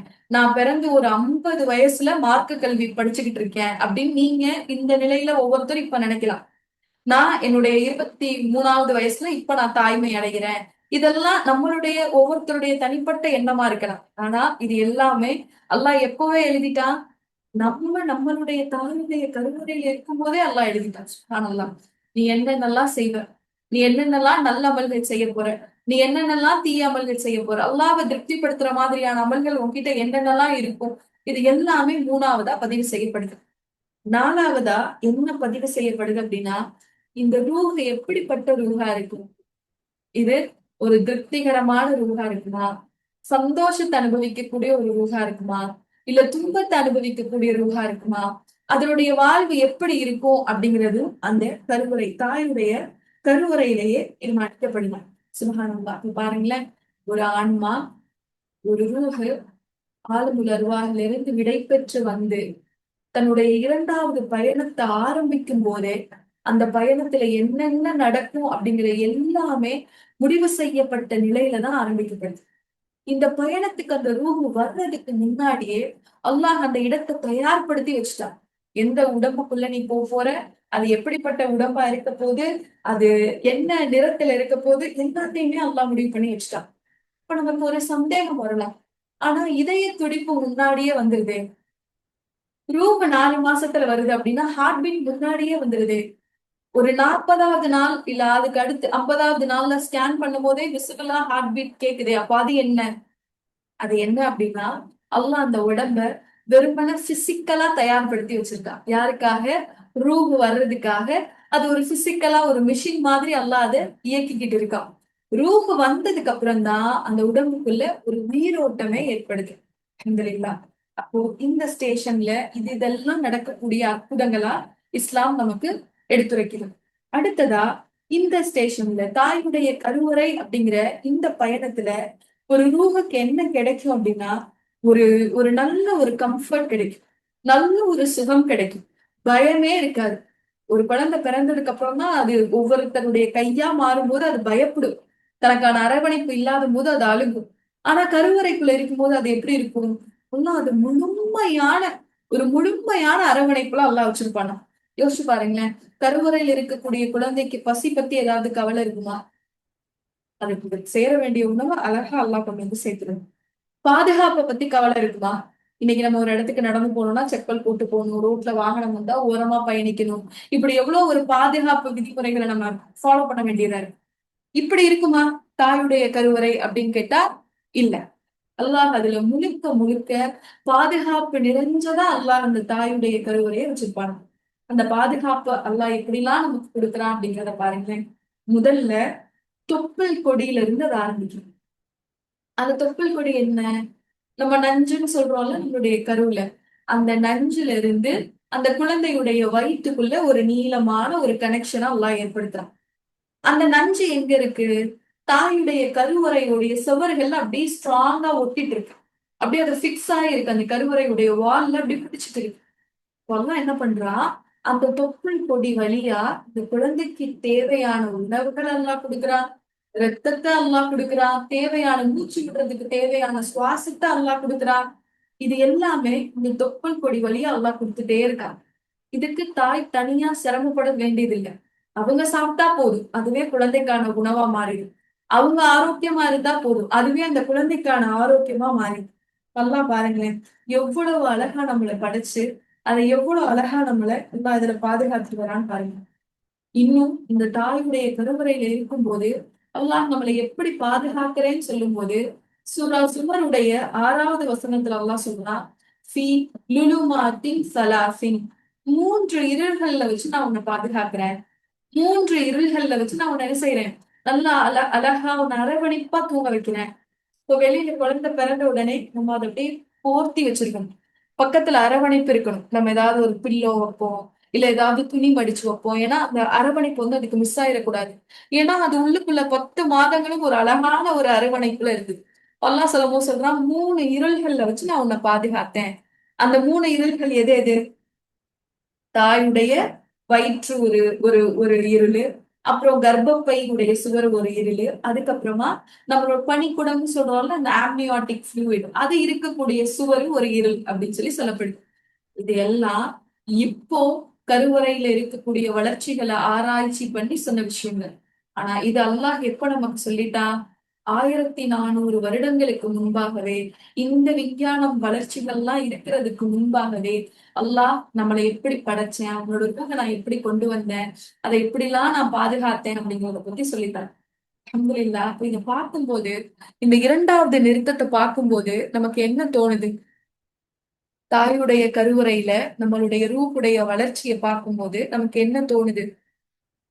ரப்ப நம்ம எவ்வளவு நேசிக்கிறான். நம்மளை எவ்வளவு அழகா பாதுகாக்கிறான். நம்மளுடைய தேவைகள் எல்லாத்தையுமே அழகா அவன் நிறைவேத்தி கொடுத்துடுறானே. எதுக்குமே நம்ம பெருசா முயற்சி பண்ண தேவையே இல்லையே. அல்லாஹ் நம்மளுடைய தேவைகள் எல்லாத்தையும் நமக்கு நிறைவேத்தி கொடுத்துடுறானே அப்படின்னு சொல்லிட்டு ஒரு நம்பிக்கையா அந்த ரூஹ் அந்த தாயுடைய கருவறையில இருக்கு. இதே ரூஹ் தாயுடைய கருவறையில இருந்து வெளியில வந்ததுக்கு அப்புறம் என்ன ஆகுது? என்ன ஆகுது? மறந்துடுறோமே நம்ம. எதை மறந்துடுறோம்?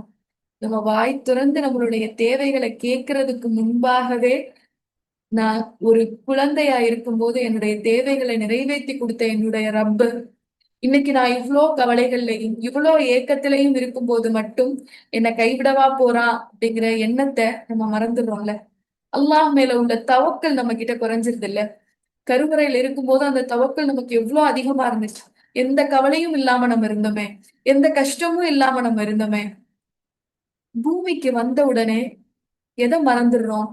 அல்லாஹ் இருக்கான், அல்லாஹ் நம்மளுடைய தேவைகளை நிறைவேற்றி கொடுப்பான், அல்லாஹ் நமக்கு போதுமானவன், நம்மளை பார்த்து பார்த்து வடிவமைச்ச நம்மளுடைய ரப்பு நம்மளுடைய தேவைகளை நிறைவேற்றி கொடுக்கறதுக்கு போதுமானவன் அப்படிங்கிறத மறந்துட்டு எவ்வளவு அழுக, எவ்வளவு புலம்பல், எவ்வளவு அதிருப்தியான வார்த்தைகளை நம்ம பயன்படுத்தக்கூடியவங்களா இருக்கும்.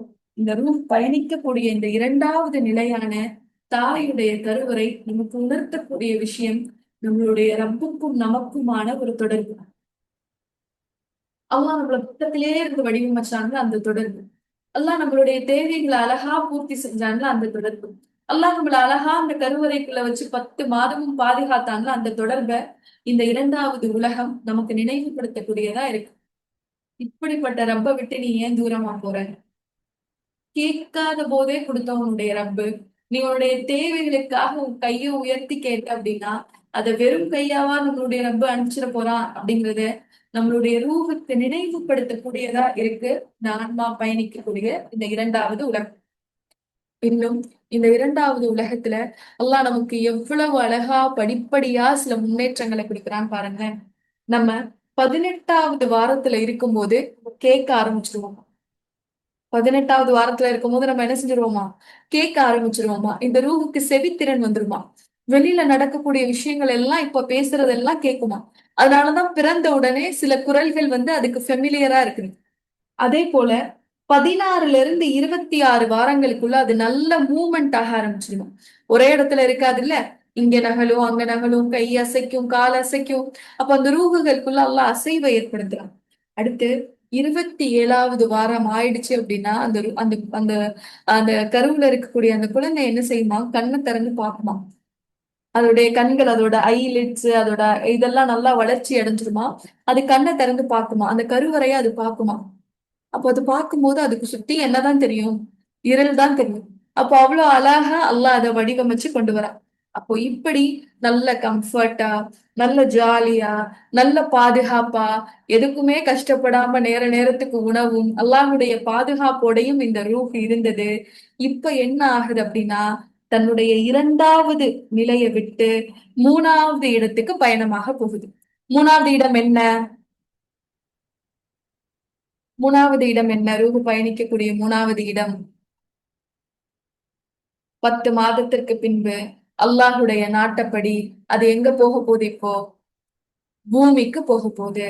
அல்லாஹ் எப்ப நாடுறானோ, அல்லாஹ் எப்ப அதுக்கான கட்டளையை கொடுக்கிறானோ, நீ அடுத்த பயணத்துக்கு நீ போகலாம், உன்னுடைய அடுத்த இலக்குக்கு நீ, உன்னுடைய அடுத்த ஸ்டேஷனுக்கு நீ பயணிக்கலாம் அப்படின்னு அல்லாஹ் எப்ப நாடுறானோ அப்ப அந்த குழந்தை தன்னுடைய தாயுடைய கருவறையிலிருந்து வெளியேறி இந்த உலகத்துக்கு வருது. அந்த ரூஹ் இப்ப அந்த கருவறையிலிருந்து வெளியேறி விசாலமான இந்த பூமியை சந்திக்குது. இதுதான் இந்த ரூஹ் பயணிக்கக்கூடிய 3வது நிலை. இந்த 3வது நிலைக்கு இந்த குழந்தை வந்த உடனே என்ன ஆகும் தெரியுமா? முதலாவதா என்ன நடக்கும் தெரியுமா? அபூ ஹுரைரா ரலியல்லாஹு அன்ஹு சொல்றாங்க, நபி ஸல்லல்லாஹு அலைஹி வஸல்லம் அவங்க அறிவிப்பதாக, எந்த ஒரு குழந்தையும் இந்த பூமியில் பிறக்கும் பொழுது ஷைத்தானுடைய தீண்டுதல் இல்லாம பிறக்கிறது இல்லைன்னு சொல்றாங்க. அப்போ அழகா பாதுகாப்பா அரவணைப்பா இருந்த ரூஹு தன்னுடைய 3வது உலகமான இந்த பூமிக்கு வந்த உடனே சந்திக்கக்கூடிய முதலாவது விஷயம் என்னவா? ஷைத்தானுடைய தீண்டுதல். அப்போ ரசூலுல்லாஹ் சொல்றாங்க, இந்த தீண்டுதலின் காரணமாக தான் குழந்தைங்க அழுகுறாங்க அப்படின்னு. அப்போ ஒரு சில குழந்தைகள் பிறக்கும் போது அழுகிறது இல்லையே, அப்ப அவங்களெல்லாம் ஷைத்தான் தீண்டுறது இல்லையா அப்படின்னா ஷைத்தான் தீண்டுறான். ரசூலுல்லாஹ் அழுகுறாங்கன்னு தான் சொன்னாங்க. அது கத்தி அழுகுறாங்களா, இல்ல முக அசைவுல ஒரு டிஸ்கம்ஃபர்ட்டை வெளிப்படுத்துறாங்களா, இதெல்லாம் ரசூலுல்லாஹ் குறிப்பிடல. அப்ப என்ன? ஒரு குழந்தை இந்த பூமியில பிறக்கும் போது அது ஷைத்தான் தீண்டுறதுனால அதுக்கு ஒரு அசௌகரியம் ஏற்படுது அப்படிங்கறத ரசூலுல்லாஹ் சொல்றாங்க. இப்ப பூமிக்கு வந்த உடனே முதல்ல நம்ம சந்திக்கிறது யாரதான்? நம்மளுடைய எதிரியதான். ஏன்னா நம்மளுடைய எதிரி அல்லாஹ் கிட்ட என்ன சொல்லிட்டு வந்திருந்தான்? சவால் விட்டுட்டு வந்திருந்தான்ல. எந்த மனிதனுக்காக நீ என்ன சுவனத்துல இருந்து வெளியில அனுப்புனியோ அந்த மனிதர்கள்ல ஒரு சிலரை என்னுடைய நரகத்துக்கு துணைக்கு கூட்டிட்டு போகாம நான் விட மாட்டேன். இவங்கள ஒரு சிலரை நான் வழிகெடுத்து என்னுடைய தோழர்களாக்காம நான் விடமாட்டேன் அப்படின்னு அல்லாஹ் கிட்ட விடுத்திருந்த அந்த சபதத்தை ஷைத்தான் எப்பவே ஆரம்பிச்சிடலாம். ஒவ்வொரு ரூகும் இந்த பூமிக்கு வரும்போதே ஷைத்தான் ஆரம்பிச்சிடலாம். அப்படி ஷைத்தானுடைய தீண்டுதல் இல்லாம 2 குழந்தைகள் இந்த உலகத்துல பிறந்தது. யாரு யாருன்னு சொல்றாங்க ரசூலுல்லாஹ்? மரியம் அலைவசல்லம் அவங்களும், மரியம் அலைவசல்லம் அவங்களுடைய மகனான ஈசா அலைவசல்லம் அவங்களும். எதனால எதனால அப்படின்னா, அவங்க தன்னுடைய ரப்பு கிட்ட, மரியம் அலைவசல்லம் அவங்களுடைய தாய் தன்னுடைய இறைவன் கிட்ட கேட்ட துவா. அவங்க கிட்ட கேக்குறாங்கல்ல, அல்லாஹ் கிட்ட மரியம் அலைவசல்லம் அவங்களுடைய தாய் கேக்குறாங்கல்ல, இன்னி அஈதுஹா பிக வதுர்ரியத்துஹா மினஷ் ஷைத்தானிர் ரஜீம். இறைவா, இவளையும் இவளுடைய சந்ததியையும் ஷைத்தானுடைய தீண்டுதலில் இருந்து நீ பாதுகாத்து வை அப்படின்னு அவங்க கேட்ட துவாவினுடைய காரணமா அல்லாஹ் இந்த 2 நபர்களை மட்டும் ஷைத்தானுடைய தீண்டுதல்ல இருந்து பாதுகாத்து வச்சான். மீதி எல்லா குழந்தைகளும் பிறக்கும் போது அந்த ரூஹு தன்னுடைய 3வது உலகத்தை பார்க்கும் போது அது முதலாவதா சந்திப்பது தன்னுடைய எதிரியினுடைய தீண்டுதல் அப்படிங்கிறத இஸ்லாம் நமக்கு அழகா கற்றுக் கொடுக்குது. பாருங்க, முழுக்க முழுக்க பாதுகாப்பா இருந்த ஒரு உலகத்துல இருந்து அல்லாஹ் பூமிக்கு வெளியில கொண்டு வந்துட்டான்.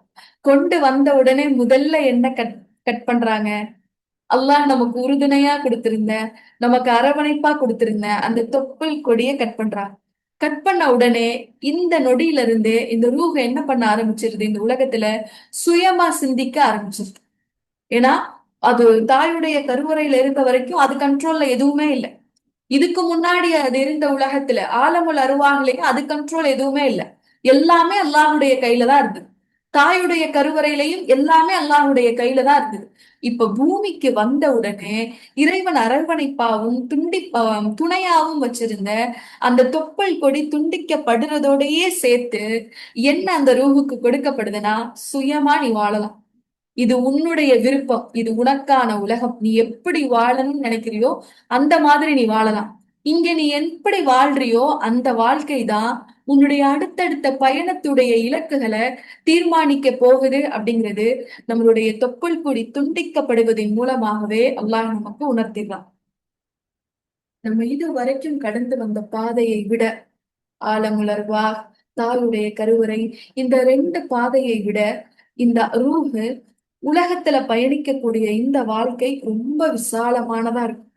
அதிகமான சுகங்கள், அதிகமான இன்பங்கள் நிறைந்தது இந்த 3வது நிறுத்தம். இந்த நிறுத்தத்துக்கு வந்த உடனே, இந்த 3வது நிறுத்தத்துக்கு வந்த உடனே அல்லாஹ் இந்த ரூஹுக்கு சில விஷயங்களை ஆட் ஆன் பண்றான், சில விஷயங்களை கொடுக்குறான். ஆக்சுவலா இந்த தாயுடைய கருவறையிலேயே அல்லாஹ் கொடுத்துடுறான். அது என்னென்ன? ரூஹா இருந்த நமக்கு அல்லாஹ் இங்க என்ன கொடுக்குறான்? ஒரு உடலை கொடுக்குறான். இப்ப ரூஹும் உடலும் சேர்ந்த உடனே 3வதா ஒரு விஷயம் அங்க வருது. அது என்னது? நஃப்ஸ். எப்படி நம்மளுடைய உடம்ப இயங்க வைக்கிறதுக்கு ஒரு இதயம் தேவைப்படுதோ, அதே போல நம்மளுடைய ரூஹ இயக்க வைக்கிறதுக்கு ஒரு நஃப்ஸ் இங்க உருவாகும். நஃப்ஸ் நம்மளுடைய ஆசைகள்னு சொல்லலாம், நம்ம முடிவெடுக்கக்கூடிய நம்மளுடைய திறன்னு சொல்லலாம், நம்மள இந்த உலகத்துல இந்த ரூஹ பயணிக்க வைக்கக்கூடிய ஒரு புஷ்ன்னு சொல்லலாம், ஒரு ஒரு உந்துதல்னு சொல்லலாம். எப்படினாலும் இந்த நஃப்ஸ நம்ம சொல்லலாம். நம்மளுடைய அறிவு, நம்மளுடைய மனசாட்சி, எதுனாலும் அதுதான் நஃப்ஸ். அப்போ இந்த ரூஹும் இந்த உடலும் இணையும் போது 3வதா ஒரு விஷயம் இங்க உருவாகுது. அது நஃப்ஸ் அப்படிங்கிற ஒரு விஷயம். எப்படி நம்மளுடைய உடலுக்கு பிசிக்கலா ஒரு ஹார்ட் இருக்கோ, அதே போல ஸ்பிரிச்சுவலா ஒரு ஹார்ட் உருவாகுது, ஒரு இதயம் உருவாகுது. அதுதான் நஃப்ஸ். இப்ப பாருங்க, ஆலமுல் அருவாஹ்ல நம்ம ரூஹாதான் இருந்தோம். நம்ம 2வது கட்டத்திலையும் 3வது கட்டத்திலையும் நம்ம பயணிக்க ஆரம்பிக்கும் போது அல்லாஹ் நமக்கு அந்த ரூஹ்ல சில விஷயங்கள் அப்படியே எக்ஸ்ட்ரா ஆட் பண்றான். அது நம்மளுடைய உடலும் நம்மளுடைய நஃப்ஸும். இந்த 3வது உலகத்தை பொறுத்த வரைக்கும் அறிஞர்கள் சொல்றாங்க, இஸ்லாம் இதுதான் சொல்லுது, அல்லாஹ் இதைதான் சொல்றான், நபி ஸல்லல்லாஹு அலைஹி வஸல்லம் அவங்களும் இதைதான் சொல்றாங்க. இனி தாம் பயணிக்க போற ஒவ்வொரு நிறுத்தத்தையும் தீர்மானிக்க போறது இந்த 3வது நிறுத்தம் தான். இது வரைக்கும் நம்ம கடந்து வந்த 2 உலகமும் வேற. அதை பத்தின எந்த அறிவும் நமக்கு இல்லை, எந்த நினைவும் இல்லை. ஆலமுல் அருவாஹ்ல நம்ம எப்படி இருந்தோம் நமக்கு நினைவு இல்லை. அல்லாஹ் சொல்லக்கூடிய விஷயங்களும் ரசூலுல்லாஹ் சொல்லக்கூடிய விஷயங்கள் மட்டும்தான் நமக்கு தெரிஞ்சிச்சு. தாயுடைய கருவறையில நம்ம எப்படி இருந்தோம் யாராவது சொல்ல முடியுமா? என்னுடைய தாயுடைய கருவறையில நான் இப்படிலாம் அல்லாஹ் என்னை வளர்த்தான், நான் இதெல்லாம் அங்க உணர்ந்தேன், நான் இதெல்லாம் பார்த்தேன், சொல்ல முடியுமா? சொல்ல முடியாது. அது அவ்வளவுதான். அந்த ஞானத்தை எல்லாம் நம்ம கிட்ட இருந்து எடுத்துட்டான். நம்ம எதுல இருந்து தெரிஞ்சுக்கலாம்னா ஆய்வுகளின் மூலமா தெரிஞ்சுக்கலாம். ஓ, இப்படிலாம் கருவறையில நடந்திருக்கு. ஆனா யாரும் சுயமா சொல்ல முடியாது. இந்த நிலையை நான் தாண்டி வந்தேன் அப்படிங்கறத சொல்ல முடியாது. அப்ப இந்த இரண்டு உலகம் அல்லாஹ்வுடைய கண்ட்ரோல்ல இருந்தது. அப்ப இந்த இரண்டு உலகத்துக்கும் இனி நம்ம வாழ போற உலகத்துக்கும் எந்த சம்பந்தமும் இல்லை. அவ்வளவுதான். இந்த ரெண்டு உலகம் தனிப்பட்ட உலகம். இந்த மூணாவது உலகத்துல இருந்து இனி அடுத்தடுத்த உலகத்துக்கு எல்லாம் ஒரு தொடர்பு இருந்துகிட்டே இருக்கு. இப்போ மொத்தமா நம்மளுடைய ரூஹு எத்தனை உலகத்தை தாண்டி வருது, எத்தனை உலகத்துல பயணிக்குதுன்னா 6 உலகத்துல பயணிக்குது. நோட் பண்ணி வச்சுக்கோங்க, ஒரு குறிப்பெடுத்து வச்சுக்கோங்க. 6 உலகத்துல நம்மளுடைய ஆன்மா பயணிக்குது. அந்த 6 உலகம் என்னென்ன? முதல்ல அர்வாஹ், இரண்டாவது தாயுடைய கருவுரை ரஹம், மூணாவது துன்யா இந்த உலகம், நாலாவது பர்சக் மன்னரை, அஞ்சாவது மறுமை ஆஹிரா யௌமுல் கியாமா மறுமை நாள், ஆறாவது என்ன அப்படின்னா நிரந்தரமான உலகம். சில ரூஹுக்கு அது சொர்க்கமா இருக்கலாம், சில ரூஹுக்கு அது நரகமா இருக்கலாம். அப்போ மொத்தம் நம்மளுடைய ரூஹு எத்தனை கட்டத்தை தாண்டி வரணும்? 6 கட்டங்களை தாண்டணும். 6 கட்டத்துக்கு அது போகணும். இப்ப எத்தனை நம்ம கடந்து வந்திருக்கோம்? உயிரோட இருக்க எல்லாருமே 2 கட்டத்தை கடந்து 3வது கட்டத்துல இருந்துட்டு இருக்கோம். 3வது ஸ்டேஜ்ல பயணம் பண்ணிட்டு இருக்கோம். 3வது நிறுத்தத்துல நம்ம இருக்கோம். நம்மளை விட்டு மரணிச்சவங்க எல்லாம் எங்க இருக்காங்க? 4வது நிறுத்தத்துல இருக்காங்க. மன்னரை அப்படிங்கிற 4வது நிறுத்தத்துல இருக்காங்க. இன்னும் யாருமே எந்த நிறுத்தத்துக்கு போகல. இன்னும் 5வது நிறுத்தத்துக்கு இன்னும் யாருமே போல. மறுமைக்கு இன்னும் என்ன என்ன செய்யல, யாருமே போகல. 5ம் 6ம் இனி ஒட்டுமொத்த உலகம் அழிக்கப்பட்டதுக்கு அப்புறம் தான் நம்ம பயணம் பண்ணுவோம். அப்போ இது வரைக்கும் நம்ம கடந்து வந்த இந்த 2 உலகத்துக்கும் இனி நம்ம கடக்க போற உலகத்துக்கும் எந்த தொடர்பும் இல்லை. அல்லாஹ்வுடைய கண்ட்ரோல்ல இருந்தது, அவ்வளவுதான், அது முடிஞ்சு. இந்த 3வது உலகத்துக்கும் இனி நம்ம போகக்கூடிய ஒவ்வொரு உலகத்துக்கும் ஒரு ஸ்ட்ராங்கான தொடர்பு இருக்கு. என்ன தொடர்புனா, இந்த உலகம் தான் மீதி பயணங்களை தீர்மானிக்க போகுது. இந்த உலகம் தான் மீதி பயணம் எப்படி இருக்க போகுது அப்படிங்கறத தீர்மானிக்க போகுது. ஏன் அப்படின்னா, இந்த உலகத்துல அல்லாஹ் நமக்கு என்ன கொடுத்துட்டான்? சுயமா வாழக்கூடிய ஒரு ஆற்றலை அல்லாஹ் நம்ம கொடுத்துட்டான். நீ தேர்வு பண்ணிக்கோ, இனி என்னுடைய கண்ட்ரோல் இல்ல, இது உன்னுடைய வாழ்க்கை, இனி உன்னுடைய கையில இருக்கு, உன்னுடைய சுயமான விருப்பு வெறுப்பு தான் அப்படின்னு அல்லாஹ் கொடுத்துட்டனால இந்த பயணத்தை வச்சுதான் அல்லாஹ் நம்மளுடைய அடுத்தடுத்த பயணங்களை தீர்மானிப்பான். இது வரைக்கும் உள்ள பயணம் எல்லாருக்கும் ஒரே மாதிரிதான் இருக்கும். நீங்களும் ஆலமுணர்வாக இருந்தீங்க, நானும் ஆலமுணர்வாக இருந்தேன். நீங்களும் என்னென்ன உணர்ந்தீங்களோ அதையே தான் நானும் உணர்ந்திருப்பேன். உலகத்துல உள்ள எல்லா ஆன்மாக்களும் அதை தான் உணர்ந்திருக்கு. ஒரு தாயுடைய கருவறையில இருக்கும்போது நம்ம எல்லாரும் ஒரே மாதிரிதான் உணர்ந்திருக்கோம். எல்லாத்துக்கும் ஒரே மாதிரிதான் எல்லாம் கொடுத்திருப்பான். ஆனா இந்த உலகத்துல இருந்து ஒவ்வொருத்தருடைய பயணமும் மாறுபடுது. நல்ல ஆன்மாக்களுடைய பயணம் வேற மாதிரி இருக்கும், கெட்ட ஆன்மாக்களுடைய பயணம் வேற மாதிரி இருக்கும். இதை பொறுத்துதான் இதை பொறுத்துதான் அடுத்து பயணிக்கக்கூடிய உலகமான பர்சக்கும் இருக்கும். ஆளுமுல் அருவாக எல்லாருக்கும் ஒரே மாதிரி இருந்த மாதிரி பர்சக் எல்லாத்துக்கும் ஒரே மாதிரி இருக்குமா? மன்னரை எல்லாத்துக்கும் ஒரே மாதிரி இருக்குமானா இருக்காது. மறுமை எல்லாத்துக்கும் ஒரே மாதிரி இருக்குமானா இருக்காது. நிரந்தரமான வீட்டுக்கு போகக்கூடிய அந்த பயணம் எல்லாத்துக்கும் ஒரே மாதிரி இருக்குமானா இருக்காது. ஆலமுல் அருவாகும் ரஹ்மும் தான் எல்லாத்துக்கும் ஒரே மாதிரியான பயணம். இந்த 3வது பயணத்துல இருந்து ஒவ்வொருத்தருக்கும் வேற வேற. யார் யார் எதை எதை தேர்வு செய்யறாங்களோ அதுக்கு தகுந்த மாதிரியான பயணம். நான் முள் நிறைஞ்ச பாதையில போக போறேன்னு தேர்வு பண்ணவங்களுடைய பாதை ஃபுல்லா முற்கள். இல்ல, நான் ஒரு நிம்மதியான பாதையில பயணிக்க போறேன்னு தேர்வு செஞ்சவங்களுடைய பாதை ஃபுல்லா நிம்மதி. இப்படி இந்த 3வது உலகம் தான் நம்ம யார் அப்படிங்கறத தீர்மானிக்கும். நம்மளுடைய அடுத்த நிறுத்தம் எப்படி இருக்க போகுது அப்படிங்கறத தீர்மானிக்கக்கூடிய மிக முக்கியமான உலகமா இஸ்லாம் நமக்கு அடையாளப்படுத்தி காட்டு. பாருங்களேன், இந்த 3வது உலகத்துக்கு நம்ம வரும்போது நம்மளுடைய ரூஹு, நம்மளுடைய உடல், நம்மளுடைய நஃப்ஸ், இது மூணும் சேர்ந்து இந்த துன்யா அப்படிங்கிற இந்த 3வது உலகத்துக்கு வரும்போது அது கிட்ட நிறைய மாறுதல்கள் ஏற்படுது, நிறைய மாற்றங்கள் ஏற்படுது. அது உடல் ரீதியாவும் நிறைய மாறுதல்களுக்கு உள்ளாகுது, ஆன்மா ரீதியாவும் ஸ்பிரிச்சுவலாவும் அது நிறைய மாற்றத்துக்கு உள்ளாகுது. உடல் ரீதியா என்னென்ன மாறுதல்கள் உள்ளாகுது சொல்லுங்க. 3வது உலகத்துக்கு நம்ம வந்த உடனே நம்மளுடைய ஆன்மாவுக்கு சில மாற்றங்கள், உடல் ரீதியான மாற்றங்கள் என்னவா இருக்கும்? அது அல்லாஹ் தன்னுடைய திருமறை குர்ஆன்ல 30வது அத்தியாயத்துடைய 54வது வசனத்துல இத பத்தி சொல்லும் போது சொல்றான், நான் உன்னை பலகீனமான நிலையில கொண்டு வந்தேன் இந்த உலகத்துக்கு. பலகீனமான நிலையில கொண்டு வந்தேன். அப்புறம் நான் உன்னை என்ன செஞ்சேன்? உன்னை பலசாலியா ஆக்கினேன். அப்புறம் நான் என்ன பண்ணேன்? திரும்ப உன்னை பலகீனமா கொண்டு வந்து உனக்கு நிறைகளை ஏற்படுத்தினேன் அல்லாஹ் சொன்னான். அப்போ உடல் ரீதியா இந்த 3வது உலகத்துல இந்த துன்யால நமக்கு ஏற்படக்கூடிய மாற்றம் என்னன்னா, வளர்ச்சி அடையுது. நம்மளுடைய வயது அதிகரிக்குது. குழந்தையா இருந்தோம், நம்ம பலகீனமா இருந்தோம். குழந்தையா இருக்கும்போது நம்மளுடைய தேவைகளை நம்மளே நிறைவேற்றிக்க முடியுமா? முடியாது. அப்ப பிறருடைய உதவியை நாடி நம்ம இருக்கோம். அடுத்து அல்லாஹ் அப்படியே அந்த குழந்தை பருவத்துல இருந்து நமக்கு ஒரு வாலிபத்தை கொடுப்பான். வாலிபத்துல நம்ம உச்சபட்ச எனர்ஜில இருக்கும். எல்லாமே அப்ப முடியும். எல்லாமே நம்மளால முடியும். அதனாலதான் அல்லாஹ் சொல்றான், உனக்கு நான் பலத்தை உண்டாக்குனேன். அப்புறம் என்ன ஆகும்?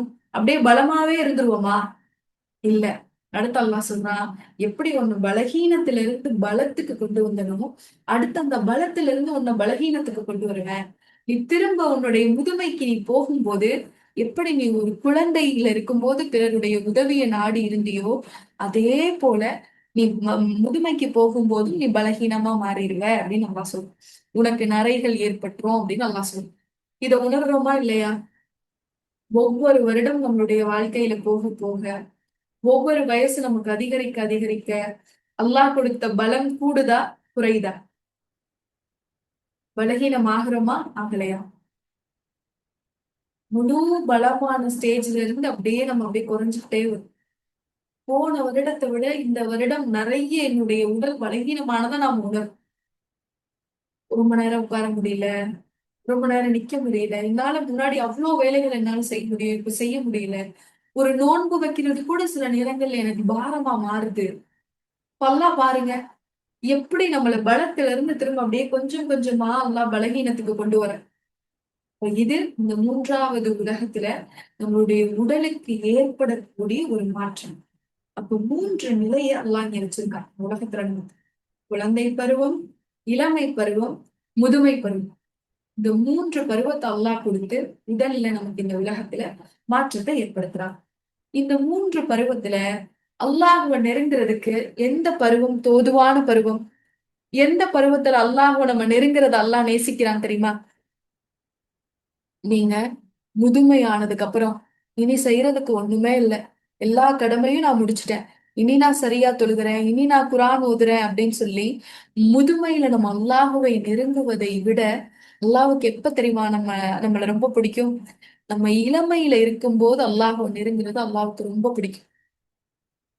ஏன்னா ஒரு இளமையில ஒரு மனிதனுக்கு முழு ஆற்றல், அவன் நினைச்சா என்ன வேணாலும் செய்யலாம் அப்படின்னு இருக்கக்கூடிய சூழல்ல, அவன் ஆரோக்கியமா இருக்கக்கூடிய சூழல்ல, ஆற்றலோட இருக்கக்கூடிய ஒரு சூழல்ல, தீமைகள் எல்லாத்தையும் விட்டு ஒதுங்கி எவ்வளவு ஆற்றல் எனக்கு இருந்தாலும் அதை என்னுடைய ரப்புக்காக செலவழிப்பேன். என்னுடைய இளமையில நான் எவ்வளவு பலமா இருந்தாலும் அதை என்னுடைய ரப்புக்காக செலவழிப்பேன் அப்படின்னு ஒரு மனிதன் அல்லாஹுவை நெருங்கினா அப்படின்னா, இளமையில அல்லாஹுவை நெருங்கக்கூடிய ஆன்மாக்களை அல்லாஹ்வுக்கு ரொம்ப பிடிக்கும். அதுக்கு அல்லாஹ் என்ன கூலி கொடுக்குறான்? அர்ஷுடைய நிழல் அல்லாஹ் கொடுக்குறான். அர்ஷுடைய நிழல் அல்லாஹ் கொடுக்குறான். இளமை பருவத்துல பள்ளியோட தொடர்புடைய இதயத்தையும், இளமையில் அல்லாஹுவோட தொடர்புடைய உள்ளத்தையும் வச்சிருந்த ரூகுகளுக்கு அல்லாஹ் நிழலே இல்லாத நாள்ல நிழல் கொடுக்குறான். நிழலே இல்லாத நாள்ல அவனுடைய அரியாசனத்துடைய நிழல் அல்லாஹ் கொடுக்குறான். சுப்ஹானல்லாஹ். இப்போ ஒருவேளை இதை தாண்டி இப்போ முதுமைக்கு வந்துட்டோம்னு வச்சுக்கோங்களேன், அப்ப அல்லாஹ் நம்மளுடைய அமலை ஏத்துக்க மாட்டானா? ஏத்துக்குவான். அல்லாஹ் அதுக்கும் நன்மை கொடுப்பான். நம்ம இயலாமையில செய்யும் போது அல்லாஹ் அதுக்கு இன்னும் நமக்கு அதிகமான நன்மைகள் கொடுக்குறான். ஆனா அல்லாஹ்வுக்கு பிடிச்சதுன்னு ஒண்ணு இருக்குல்ல, அல்லாஹ் விரும்புறதுன்னு ஒண்ணு இருக்குல்ல, அது எது அப்படின்னா இளமையில இறைவனை இருக்கிறது. இப்ப யாரெல்லாம் முழு ஆற்றலோட இருக்கமோ, ஒரு இளமையில இருக்கமோ, அல்லாஹ் கொடுத்த முழு ஆற்றலையும் அனுபவிக்கக்கூடிய ஒரு வயசுல இருக்கமோ, நம்ம என்ன செய்யணும்? அல்லாஹ்வை அதிகம் இந்த நேரத்துல நெருங்கணும். அப்பதான் மறுமையில் அல்லாஹுடைய அர்ஷ பெறக்கூடிய ஆன்மாக்களா நம்ம மாற முடியும். இத பத்தி நபி ஸல்லல்லாஹு அலைஹி வஸல்லம் அவங்க நமக்கு எச்சரிக்கும் போது சொல்றாங்க, 5ற்கு முன்பு 5ஐ பயன்படுத்திக் கொள்ளுங்கள்னு ரசூலுல்லாஹ் சொல்றாங்க. ஒரு 5 விஷயத்துக்கு முன்னாடி 5 பயன்படுத்திக்கோங்க. அது என்னன்னு ரசூலுல்லாஹ் சொல்லும்போது சொல்றாங்க, முதுமைக்கு முன் உன்னுடைய இளமைய பயன்படுத்திக்கோ. நோய்க்கு முன் உன்னுடைய ஆரோக்கியத்தை பயன்படுத்திக்கோ. நம்ம சரியா பயன்படுத்திருக்கோமா இது ரெண்டையும்? நம்மளுடைய முதுமைக்கு முன்னாடி இருந்த நம்மளுடைய இளமைய சரியா பயன்படுத்திட்டோமா? இபாதத்துகளால் அதை அலங்கரிச்சிட்டோமா? அல்லாஹ்வுக்கு விருப்பமான அடியார்களா அதுல வாழ்ந்துட்டோமா? நோய்க்கு முன் ஆரோக்கியத்தை பயன்படுத்தியிருக்கோமா? ஆரோக்கியமா இருக்கும்போது நம்மளுடைய தொழுகையும் குர்ஆன் ஓதுறதும் வணக்க வழிபாடுகளும் சிறப்பா செஞ்சிருந்தோமா? ஆரோக்கியம் குன்றும் போதுதான் நமக்கு அந்த கவலை வருது. ஆரோக்கியம் குன்றும் போது கவலை அதிகமா இருக்கு. நான் முன்னாடி நினைப்பேன் எப்படின்னா, அந்த வயசானவங்க எல்லாம் சொல்லுவாங்க, சுஜூது செய்ய முடியலன்னு நிறைய பேர் கவலைப்படுவாங்க. என்னால சஜிதா செய்யவே முடியலம்மா, என்னால உட்கார்ந்துதான் தொழ முடியுது, எனக்கு தரையில என்னுடைய நெத்தியை கீழே வச்சு சஜிதா செய்யணும்னு ஆசை, என்னால முடியலம்மா, அல்லாஹ் ஏத்துக்குவானா அப்படின்னு. அல்லாஹ் உங்களுடைய தொழுகையை ஏத்துக்குவாமா? ஆனா ஏன் இவங்க இதுக்காக இவ்வளவு கவலைப்படுறாங்க அப்படிங்கிறத வயது கூடும் போதுதான் நம்மளால உணர முடியுது. சஜிதா அல்லாஹ்வுக்கு விருப்பமான ஒரு நிலை இல்லையா? ஒரு அடியான் எப்போ அல்லாஹ் கிட்ட நெருக்கமா இருக்கலாம், நான் அல்லாஹ்க்கு பக்கத்துல இருந்து நான் அல்லாஹ்ட்ட பேசணும்னா சஜிதால இருக்கணும்னு ரசூலுல்லாஹ் சொல்றாங்க. நீங்க சஜிதால இருந்தீங்கன்னா அது நிலையில தாழ்வான நிலை. ஆனா அல்லாஹ் கிட்ட உங்களை அது நெருக்கமா கொண்டு போய் வைக்கக்கூடிய நிலை அப்படி. அப்போ அது நமக்கு கடினமா இருக்கும்போது ஒரு 1/4 மணி நேரத்துக்கு மேல சஜிதால இருந்து துவா செய்யறது நம்மளுடைய உடல் ஒத்துழைக்காத போது அதனுடைய அருமை நம்மளால புரிஞ்சுக்க முடியுது. ஓ, இததான் ரசூலுல்லாஹ் நமக்கு சொல்லியிருக்காங்க. உன்னுடைய நோய்க்கு முன்னாடி உன்னுடைய ஆரோக்கியத்தை பயன்படுத்திக்கோ அப்படின்னு. அடுத்து 3வது ரசூலுல்லாஹ் சொல்றாங்க, உன்னுடைய வறுமைக்கு முன்னாடி உன்னுடைய வசதியை பயன்படுத்திக்கோ. உன்கிட்ட பொருளாதாரம் இல்லாம போகும்போது என்னால சதக்கா செய்ய முடியலையேன்னு கவலைப்படுறதை விட உன்கிட்ட பொருளாதாரம் இருக்கும்போது அதை அதிகமா பயன்படுத்திக்கோ. 4வது, நீ பிஸியா இருக்கிற காலங்களுக்கு முன்னாடி உன்னுடைய ஓய்வை பயன்படுத்திக்கோ. சில நேரங்கள்ல நம்ம திட்டமிடுதலே வச்சிருக்க மாட்டோம். ஆனா பார்த்தா திடீர்னு அவ்வளவு பரபரப்பா ஆயிரும். யாருக்காவது வீட்டுல உடம்பு முடியாம போயிரும். ஏதாவது ஒரு ஒரு அசௌகரியமான சூழல் ஏற்பட்டுரும். நம்ம நோம்புலயே நம்ம பாருங்களேன், நம்ம நிறைய பிளான் பண்ணிருப்போம். இதெல்லாம் நான் ரிலாக்ஸா செய்யணும்னு பிளான் பண்ணிருப்போம். ஆனா நம்ம பிளான் பண்ண மாதிரி நடந்திருக்குமா? அதிகமா முன்னாடி இருந்த நாளை விட இந்த நாள்ல நமக்கு அதிக வேலையாயிடும். அதிக பயணப்பட்டிருப்போம். அப்புறம் சும்மா சொல்றாங்க, நீ உன்னுடைய ஓய்வை பயன்படுத்திக்கோ. நீ ஃப்ரீயா இருக்கக்கூடிய நேரங்கள்ல அல்லாஹ் ஓய்வை ரஹ்மத்துன்னு சொல்றான். அல்லாஹ் கொடுத்த அருட்கொடைன்னு அல்லாஹ் சொல்றான். அப்ப இந்த அருட்கொடையை நீ பயன்படுத்திக்கோ. நீ பரபரப்பா இருக்கக்கூடிய நாட்கள் வர்றதுக்கு முன்னாடி இதை நீ பயன்படுத்திக்கோ. நீ ஓய்வுல இருக்கும்போது வீணான காட்சிகளையும் வீணான பேச்சையும் வீணான இடங்கள்ல சுத்தி திரிஞ்சும் நேரத்தை வீணடிக்காம அல்லாஹ்வுக்கு பிடிச்ச செயல்களை செஞ்சு அதை பயன்படுத்திக்கோ. அடுத்து இறுதியா ரசூலுல்லாஹ் சொல்றாங்க, உன்னுடைய மரணத்திற்கு முன்பாக உன்னுடைய வாழ்வை பயன்படுத்திக்கோ. உன்னுடைய மரணத்துக்கு முன்பாக உன்னுடைய வாழ்வை பயன்படுத்திக்கோன்னு சொல்றாங்க. அப்ப இந்த 5 விஷயங்களையும் தான் இந்த 3வது உலகத்துல நம்ம இருக்கும்போது அதிகமா கவனத்துல எடுத்து பயன்படுத்துங்கன்னு ரசூலுல்லாஹ் சொல்லக்கூடிய விஷயம். இந்த 3வது உலகத்துல நமக்கு ஏற்படக்கூடிய மிக முக்கியமான மாற்றமும் இதுதான்.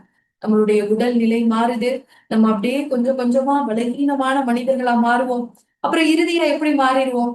எப்படி ஒண்ணுமே இல்லாத இடத்துல இருந்து வந்தோமோ அதே போல அல்லாஹ் திரும்ப நம்மள ஒண்ணுமே இல்லாம ஆக்கிருவோம்.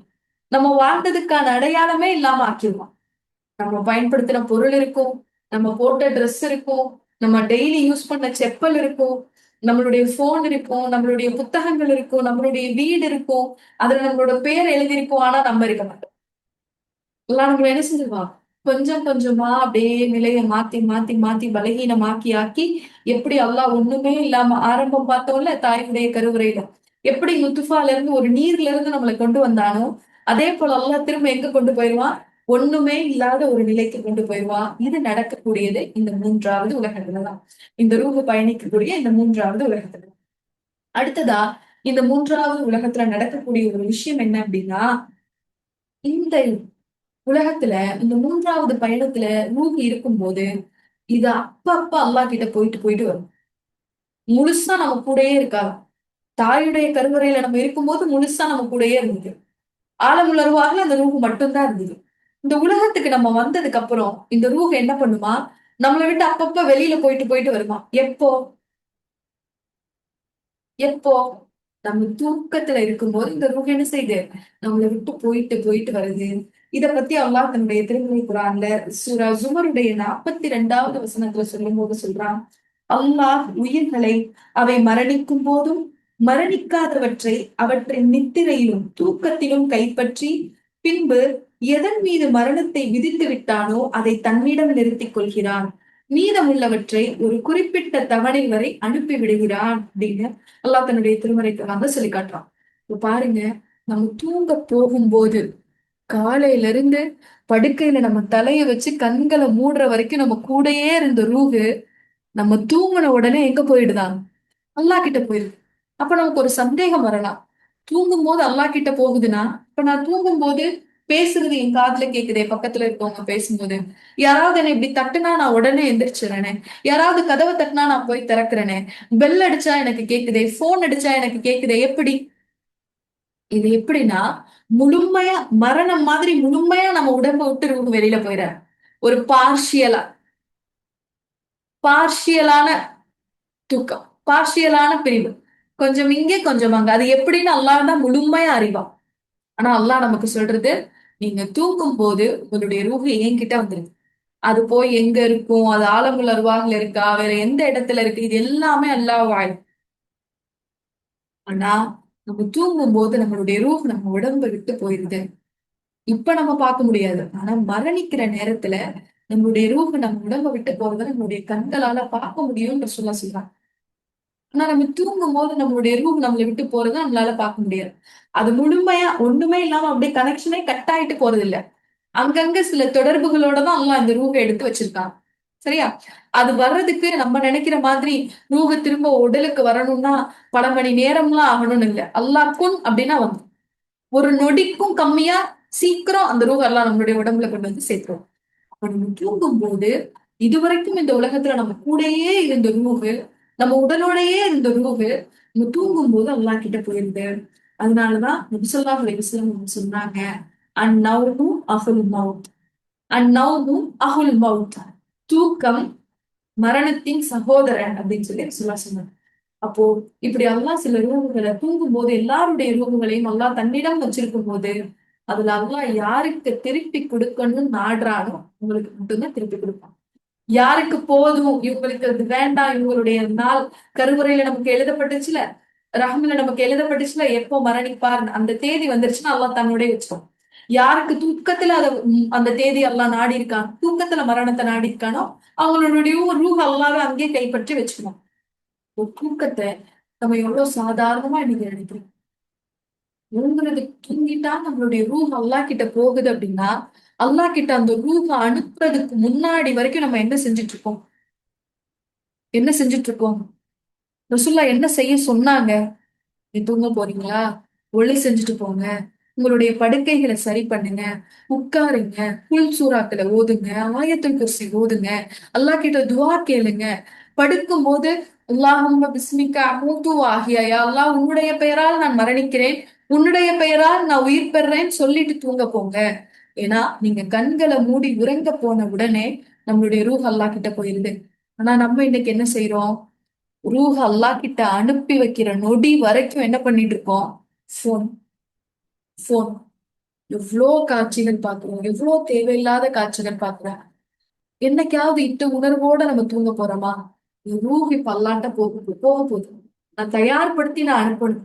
ஒழுவோட நிலையில நான் அதை அனுப்பணும். அல்லாஹ்வை நினைக்கின்ற நேரத்துல நான் அனுப்பணும். ஒருவேளை இது திருப்பி வரலைன்னா, எனக்கு அல்லாஹ் இன்னைக்கு இரவுக்கு அப்புறம் உள்ள நாளை எனக்கு அல்லாஹ் காட்டல அப்படின்னா, அந்த நாள் அல்லாஹ் என்னுடைய விதியில எழுதல அப்படின்னா, இப்ப என்னுடைய ரூஹ நான் அனுப்பும் போதே தயார்படுத்தி அனுப்பு. அதனாலதான் அவங்க சொல்லா தூக்கத்துக்கு சில ஒழுங்குகளை நமக்கு கற்றுக் கொடுக்குறாங்க.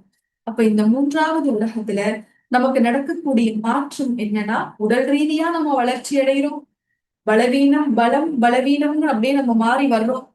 நம்மளுடைய ரூஹுக்குள்ள மாற்றம் அப்பப்ப நம்ம தூங்கும் போது அது நம்மளுடைய ரப்பு கிட்ட போயிட்டு போயிட்டு வருது. முழுசா நம்ம உடம்புல இல்ல. இது ஒரு மாற்றம். அடுத்ததா இந்த மூன்றாவது உலகத்துல நம்மளுடைய நஃப்ஸுக்குன்னு சில மாற்றங்கள் நடக்குது. நம்மளுடைய நஃப்ஸுக்குன்னு சில மாற்றங்கள் நடக்குது. என்ன மாற்றம் நடக்குது?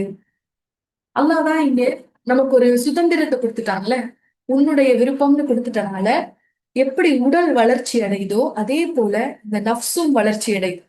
நஃப்ஸ் வளர்ச்சி அடைய அடைய அது எதுல பிரதிபலிக்கும்? நம்மளுடைய ரூஹ்ல பிரதிபலிக்கும். நஃப்ஸ் எப்படியெல்லாம் மாறும்? அல்லாஹ் குர்ஆன்ல சொல்றாங்கல்ல, ஒண்ணு உன்னோட நஃப்ஸ அம்மாராவா மாறும், தீமை செய்யக்கூடிய நஃப்ஸா மாறும். அப்படி இல்லைன்னா மூணாவது உன்னுடைய நஃப்ஸ் லவ்வாமாவா மாறும். தீமை செய்யும், அதுக்காக கவலைப்படும், வருந்தும், திரும்ப தீமை செய்யும், திரும்ப வருந்தும், லவ்வாமாவா மாறும், நிந்தித்திக் கொள்கின்ற ஆன்மாவா மாறும். மூணாவது உன்னுடைய நப்சு எப்படி மாறும்? முத்துமா இன்னா, நிம்மதி அடைந்த ஆன்மாவா மாறும். அல்லாஹ்வுடைய திருப்திக்காக மட்டும் வாழக்கூடிய ஒரு ஆன்மாவா மாறும். இந்த 3 சேஞ்சஸும் எங்கதான் நடக்குது? இந்த மூன்றாவது உலகத்துலதான் நடக்கும். இந்த சேஞ்ச் தான் ரொம்ப முக்கியமான மாற்றம். நம்ம இதுக்கு முன்னாடி படிச்ச உடலுடைய மாற்றம் அவ்வளோ முக்கியம் இல்லை. எது முக்கியம்? நம்மளுடைய ரூஹுக்கு நடக்கக்கூடிய மாற்றம், நம்மளுடைய நஃப்ஸுக்கு நடக்கக்கூடிய மாற்றம் தான் ரொம்ப மிக முக்கியமான மாற்றம். இப்ப இந்த மூன்றாவது உலகத்துல நம்மளுடைய ரூஹு பயணிக்கும் போது அது எப்படி மாறுது? அம்மாராவா இருக்கா? நான் இவ்வளவு நாள் இந்த உலகத்துல பயணிச்சுட்டேனே, ஒரு 30 வருடம் நான் பயணம் பண்ணி வந்துட்டேனே, என் உடல்ல இன்னென்ன மாற்றங்களை நான் பாக்குறேனே, என் நஃப்ஸ்ல என்ன மாற்றம் இருக்கு, நான் அதை கவனிச்சேனா? அது எப்படிப்பட்ட நஃப்ஸா இருக்கு? அம்மாராவா இருக்கா? பாவத்தை மட்டும் விரும்பக்கூடிய நஃப்ஸா இருக்கா? பாவத்தை மட்டுமே செஞ்சுட்டு இருக்கா? இல்ல லவ்வா அம்மாவா இருக்கா? போகுது, பாவம் செய்யுது, வருது, பாவம் செய்யுது, வருது. இல்ல முத்துமானாவா இருக்கா? அல்லாவுக்கு பிடித்த திருப்திகரமான ஆன்மாவா இருக்கா? அப்படிங்கிறதையும் நம்ம கவனிச்சு பார்க்கணும். ஏன்னா இந்த மாற்றத்தை வைத்துதான் இந்த மாற்றத்தை வச்சுதான் அடுத்தடுத்த பயணங்கள் நமக்கு தீர்மானிக்கப்படுது. அம்மாராவா இருந்தா அதனுடைய பயணம் எப்படி இருக்கும்? லவ்வாமாவா இருந்தா அதனுடைய பயணம் எப்படி இருக்கும்? முத்துமையின்னாவா இருந்தா அதனுடைய பயணம் எப்படி இருக்கும் அப்படிங்கிறது இந்த ஆன்மா மாற்றங்களை பொறுத்துதான் நம்மளுடைய 4வது கட்ட பயணமே தீர்மானிக்கப்படுது. இப்போ இந்த உலகத்துல மிக முக்கியமா நம்ம கவனிக்க வேண்டியது என்ன? நம்மளுடைய ஆன்மா பயணிச்சு வந்த இந்த 3வது உலகத்துல மிக முக்கியமா நம்ம கவனிக்க வேண்டியது என்ன? படிப்பா? பொருளாதாரமா? சுகங்களா? வசதி வாய்ப்பா? நகையா? எதை பார்க்கணும்? இங்க நடக்கக்கூடிய மிக முக்கியமான விஷயங்கள் என்ன? நம்மளுடைய ஆன்மாவின் வளர்ச்சி. ஆன்மா வளர வளர அது அப்படியே ரூஹுல பிரதிபலிக்கும். உங்களுடைய ஆன்மா அம்மாராவா மாறிக்கிட்டே இருக்கு, தீமை செய்யக்கூடியதா மாறிக்கிட்டே இருக்குன்னா உங்களுடைய ரூஹும் சேர்ந்து துர்நாற்றம் வீசக்கூடிய ரூஹா மாறுது. உங்களுடைய ஆன்மா, உங்களுடைய நஃப்ஸு லவ்வாமாவா நிந்திக்கக்கூடிய மனசா நஃப்ஸா இருந்துச்சு அப்படின்னா அது போலதான் உங்களுடைய ரூஹும் இருக்கும். தீமைக்கு போக வர, தீமைக்கு போக வர உங்களுடைய நப்சு முத்துமாயின்னாவா இருந்துச்சுன்னா உங்களுடைய ஆன்மா மனம் வீசக்கூடியதா இருக்கும். உடலின் மாற்றங்கள் எந்த அளவுக்கு இந்த 3வது உலகத்துல நம்ம கவனிக்கிறோமோ, அதுக்கு எந்த அளவுக்கு அக்கறை செலுத்துறோமோ, உடல்ல சின்ன உடல்நல குறைவு ஏற்பட்டா உடனே ஹாஸ்பிட்டல் போயிடும். ஒரு பார்வையில ஒரு குறைபாடு வந்தா உடனே ஆஸ்பத்திரிக்கு போயிடும். நம்மளுடைய உள்ளத்தினுடைய மாற்றத்தை நம்ம கவனிக்கிறோமா? இந்த உள்ளத்தினுடைய மாற்றம் தான் நம்மளுடைய அடுத்த கட்ட பயணத்துக்கு மிக முக்கியமான அடிப்படையா இருக்க சொல்றீங்களா? அப்போ இந்த 3வது உலகம், இந்த ஆன்மா பயணிக்கக்கூடிய இந்த 3வது உலகத்துல நடக்கக்கூடிய மாற்றங்களை பார்க்கணும். இறுதியா இந்த 3வது உலகத்தை பத்தி அல்லாஹ் என்ன சொல்றான் அப்படிங்கிற செய்தியோட இன்னையுடைய நினைவுகளை நம்ம நிறைவு செய்யணும். இந்த 3வது உலகத்தை பத்தி அல்லாஹ் தன்னுடைய திருமறை குர்ஆன்ல சொல்லும் போது சொல்றான், லஈபுன் வ லஹ்வுன். லஹீபுன்னா விளையாட்டு, லஹ்வுன்னா வீண். இது வீணும் விளையாட்டும் தவிர வேற எதுவும் இல்லைன்னு சொல்றான். இன்னொரு இடத்துல அல்லாஹ் சொல்லும் போது சொல்றான், இந்த ஆத்மாக்கள் கிட்ட மறுமையில அல்லாஹ் கேட்பானா, நீ எவ்வளவு நாள் இந்த உலகத்துல வாழ்ந்த அப்படின்னு கேட்கும் போது அந்த ஆன்மாக்கள் என்ன சொல்லுமா? நமக்கு இப்ப பெருசா தெரியுது, 60 வருடம், 40 வருடம், 80 வருடம், இத்தனை வருடம் நம்ம வாழ்ந்திருக்கோம். ஆனா மறுமையில போய் நம்ம இந்த ரூமுகளை வச்சுட்டு அல்லாஹ் கிட்ட என்ன பதில் சொல்லுவோமா? யௌமன் அவ் பஅல யௌமின், ஒரு நாள் அல்லது ஒரு நாள்ல பாதி வாழ்ந்திருப்பேன் அப்படின்னு சொல்லி சொல்லுங்க. அப்ப அல்லாஹ் இந்த உலகத்தை பத்தி என்ன சொல்றான்? ரொம்ப கம்மியா. நீ இது வரைக்கும் பயணம் பண்ணி வந்த உலகத்திலேயே ஆக குறைந்த நேரம் நீ செலவழிக்கிறது இந்த பூமி தான் அல்லாஹ் சொல்றான். ஏன்னா ஆழமுள்ள அருவாகல நம்ம எத்தனை கோடி வருஷம் வாழ்ந்தோனே தெரியல.